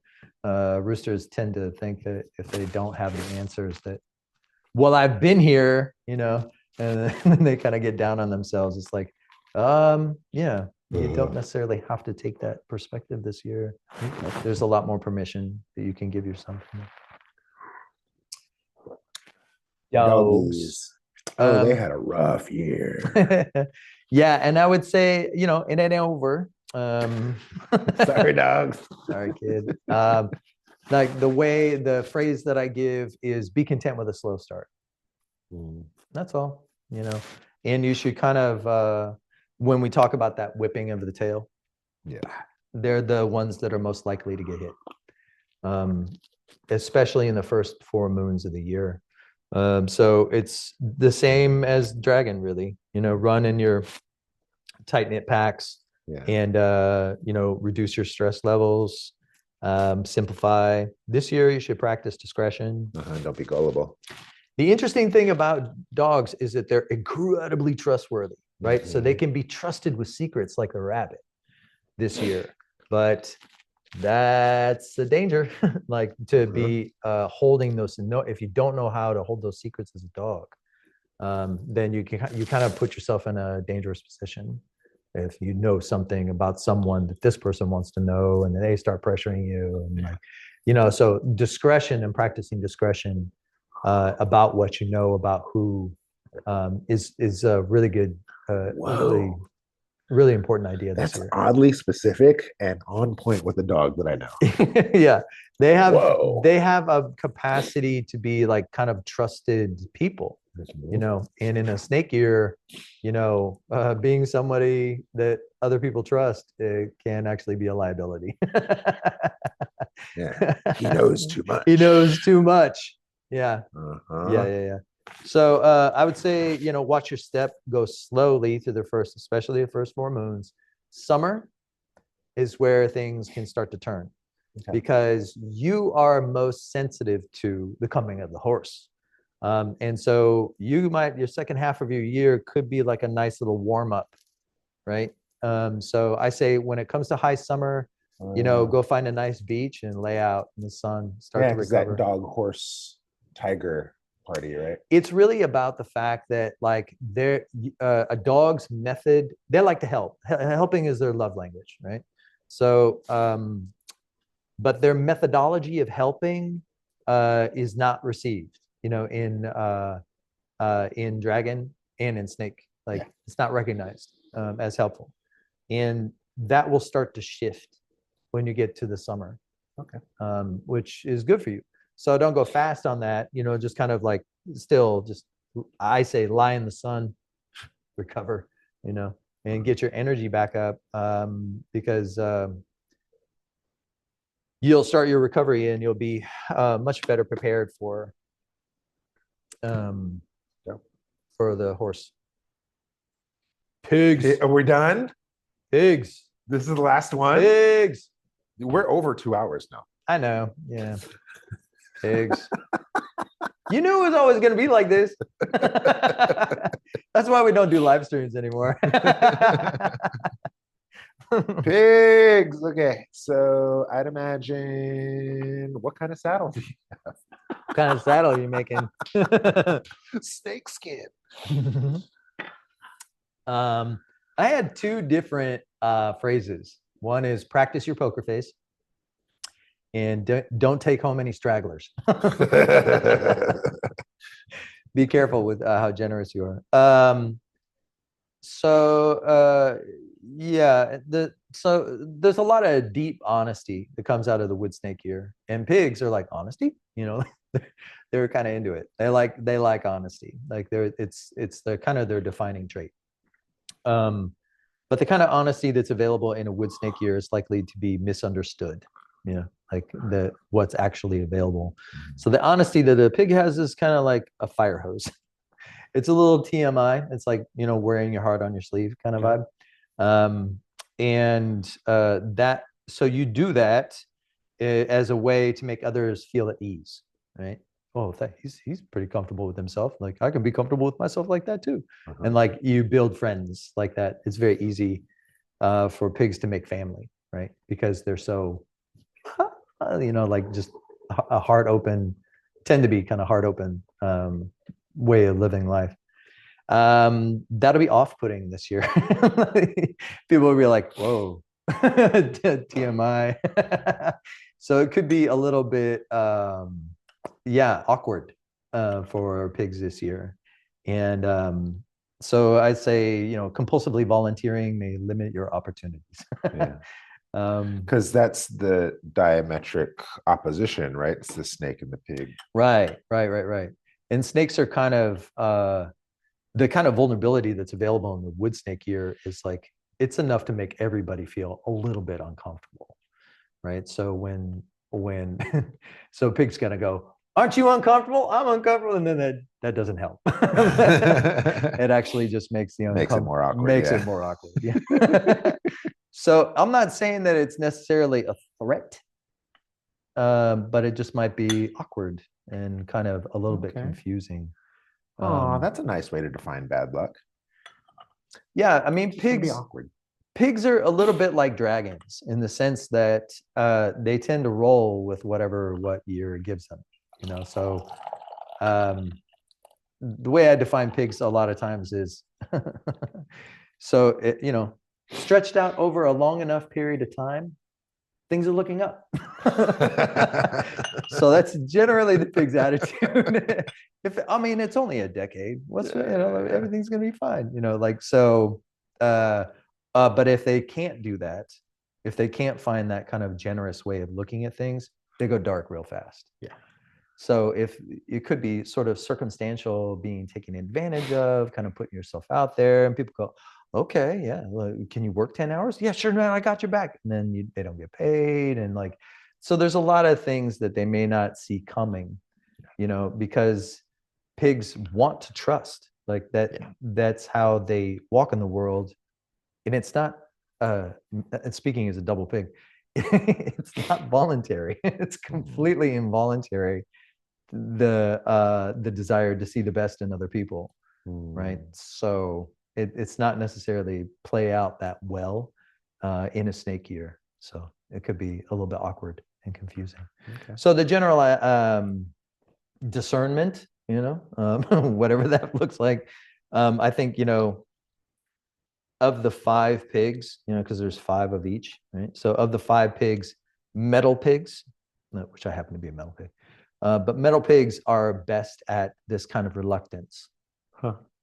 So generally speaking, if you're confused, you don't know what's going on, smile and nod is okay. and don't panic. That's good advice for all the animals. Yeah. Smile and nod, don't panic. Smile and nod, don't panic. Like, I think that we can follow, I think all 12 animals can follow the pig on that. Well, how about this? We are over time by far, which is fine because our people love us, and we'll just record this and you can watch it on And double everybody's speed. home and warm. Yeah, I would like to open the floor for some Q&As real quick. Excuse See if people can talk. Yeah, go ahead and unmute yourselves, people. Say hi. Camera Yeah, will if still be anybody's on us. still like awake. Go ahead, Annalisa. Looks like you're unmuted. You got something to share? Yeah, sorry. I just thought we were all supposed to unmute, but yes, I have questions. Uh-huh. Okay. Actually, I don't know what it is yet, but give me a minute. So, Okay. fire horse, heading into a fire horse year. And so, but I'm also kind of in a particular situation in which I've been basically bedbound and forced retreat for about 8 years. So I'm kind of in this like very, very slow ascent of returning to material world and interconnections with other people who have mixed feelings about my return. No one in particular, just everybody. So, and yes, obviously health. So I'm kind of looking at like how to move in the snake year in preparation for whatever the fire horse year is going to be like in terms of treatment. I mean, I'm in a situation, like I also think of it, it's like I'm on house arrest. I have an ankle monitor from the goddess. So like I can't get very far. I can't do things that I think I want to do. I have to kind of wait and watch and see. But there's very slow indications of big change coming possibly. So I wanted to get your perspective on this year and moving to the next fire horse. Am I gonna get out of bed and when? Sorry, just JK. Sure. Yeah. I mean, there's a lot of cofactors in that sort of situation that you provided. I think the generalities in this moment on the first day of a wood snake year is, as I mentioned in the talk that I did with Coco, expect to be confused, expect to not know. So if we're trying to generate clarity too fast, we don't give a chance for omen, to reveal itself. So it's really about, I think one of the things we can do when we really want some kind of clarity on something important to us is like, just say in a wood snake year, just kind of put it out there and sit there and say, I'll wait. Tell me anytime. I'm right here. I'm listening, so making oneself available in that way, I think particularly for a wood snake year, kind of speaking to a wood snake year, is one of the ways in which we can begin to generate clarity on like what the pattern in the form, what direction it's going, and like how to, maybe massage it at the right time, or, when to wait, or how long to wait in a particular corner before a situation changes. So, there's a lot of moving parts, in what you presented. And, I look at your, the Zui Doshu chart might be helpful in that respect. Also, I'm going to tell you as a mantic artist to, especially in a wood snake year, to get very comfortable with the practice of divination and be regular and consistent with that practice to the point that you develop a rapport. Don't be like, oh, I have like 4 different modes of divination. Like pick one and then develop a rapport with that divination, and then develop a kind of rhythm with it, that might help be this sort of an echo chamber, for things to sort of arise, in terms of the development of inspiration. Because, it's the first day of the new moon. It's the new moon. It's the first day of the first year. It's the first day of the first moon of the year. But spring hasn't arrived. That's not till Monday. And then on top of that, the next 2 weeks after that, it's the return of yang qi is more like a bright idea. It's not actually here. So we have to invoke spring. We have to spend time feeling spring come. That's why I use that hexagram 31, which is about to be moved. It's like feeling that sense of movement returning in the environment and in ourselves. You know, so I would say in anybody's particular circumstance, but maybe the one that you're providing, is to think of step by step, you know, not like how I want to be or where I want to go, but where I am now and what's the next step after this, right? So like break it all the way down, you know, like, and not even thinking about where you might go, but just the next step, right? And it's not to say that you're not already doing those things. I'm sure that you've gained a lot of insight in terms of like what your own predispositions and are. So you should treat those things as omens in your experience that then you can converse with through divination. And then you're going to need to tease it out, right? Yeah, it's something that you're trying to get clarity about. It takes time to get that kind of clarity. Yes. Does that help? Yes, it does. Yeah. Take your time. Yeah. So of course I'm gonna be like, take your time, because it is a snake, and taking your time is kind of what's up, you know. Yeah. Thank you. Yeah, you're welcome, for sure. And if I may, Annalisa, thank you for being a good sport with me picking on you. I feel like I'm sitting there with you guys. It's awesome. That's the exact experience we want to provide. I'm totally jealous of the dumplings, but other than that, it's been awesome. Well, you should be jealous of this tea. Oh, yes. Also that. I'm coming over. Still going on. All right. Anne, did you have something? Maybe Mary? Let's do like one or two more and then we'll wrap up. Well, I guess as a snake, this is Anne.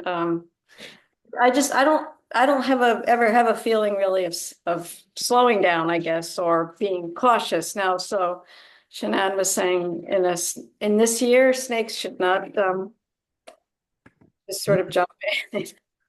I guess is. Yeah, it might be something new to try. Yeah. There's a kind of refreshing quality of the wood snake. And again, like it sounds like a cop-out, you know, to Americans who are very interested in aggressive, what is obviously aggressive or aggressively obvious. But wood snake really doesn't provide that.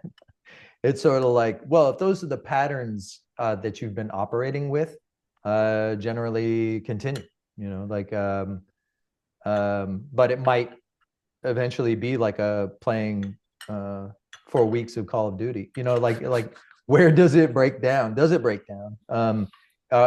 Is there kind of an appetite for more nuance, you know, in one's own experience? I think that's one of the reasons why I just kind of left the door open for snakes to make their own decisions, you know, because it is a snake year. So it's not really trying to tell a snake it's going to be good or bad, because for snakes in general, good and bad tells the same story, you know, like, so, but in a wood snake year, just recognizing one's own vulnerability in the circumstance and coming into contact with their own experience as a snake in a snake year is really, really profound.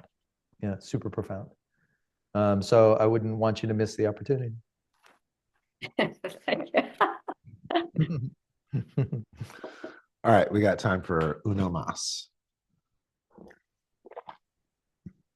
So I'll jump in. This is Mary. I really appreciated hearing all about setting the context of the year, like historically. Makes me think about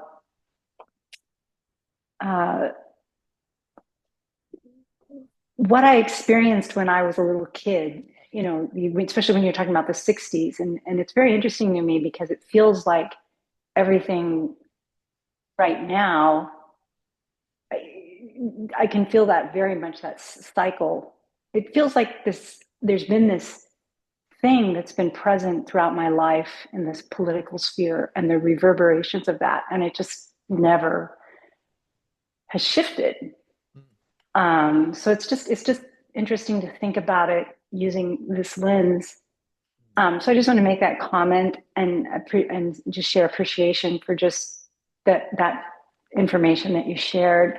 And then it was also kind of funny because I come from a large family, and it helps me think about the things that I saw them go through when I was a kid.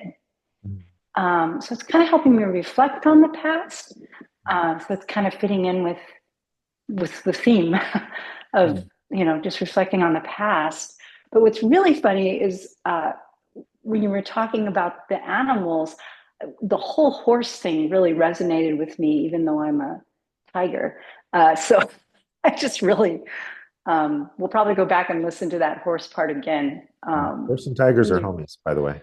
And you never know, you might have you may have a horse hour. So we generally identify ourselves with our year, which is appropriate. But we have four pillars. We have hour, day, month, and year. So all of those have some earthly branch presence, because originally speaking, the earthly branches were a way to tell time. So not a way to tell fortune. It's this system of the Tongshu, and talking about years, it's part of a much broader practice that is more about the sequence of time, and talking about the quality of time, itself. And that can be applied to you and me, because we're born in time, so we're an expression of time. So just to say that maybe you have a horse in there. All right. Well, guys, it's been an absolute joy. We've kept most of you. A couple of you dropped out. Fooey on you. But to the rest of you, good job on sticking around. I suppose, questions aside, would anyone like to say thank you? Thank you. Thank you. Thank you. Thank you. Thank you. Thank you. It's great. Thank you. We appreciate you both. Thank you. Big gratitudes to Seanan. This is now our 3rd year doing this. And we have big plans to make this even better and more engaging. We want to turn this project into a type of video magazine of sorts, right? And I gave you the PDF this time. Yeah. So there's a pamphlet. There's a pamphlet for There's this. a pamphlet. Yeah. We're going to edit the whole Coco lecture. So that's another 2.5 hours of this stuff. And then today is with this. Yeah. It's going to be available. So all of it's coming. Yeah. So a lot of material and some redundancy. Yeah. All right. Bye. David, I thought you said we weren't supposed to wear black for New Year's. Aren't you wearing black? You do as I say, not as I do. It's the only thing that's clean. Yeah. I got a little bit of red. But it's actually not spring yet. So All right, beautiful people. Love you. Bye. Bye. Thank you. Bye. Good night.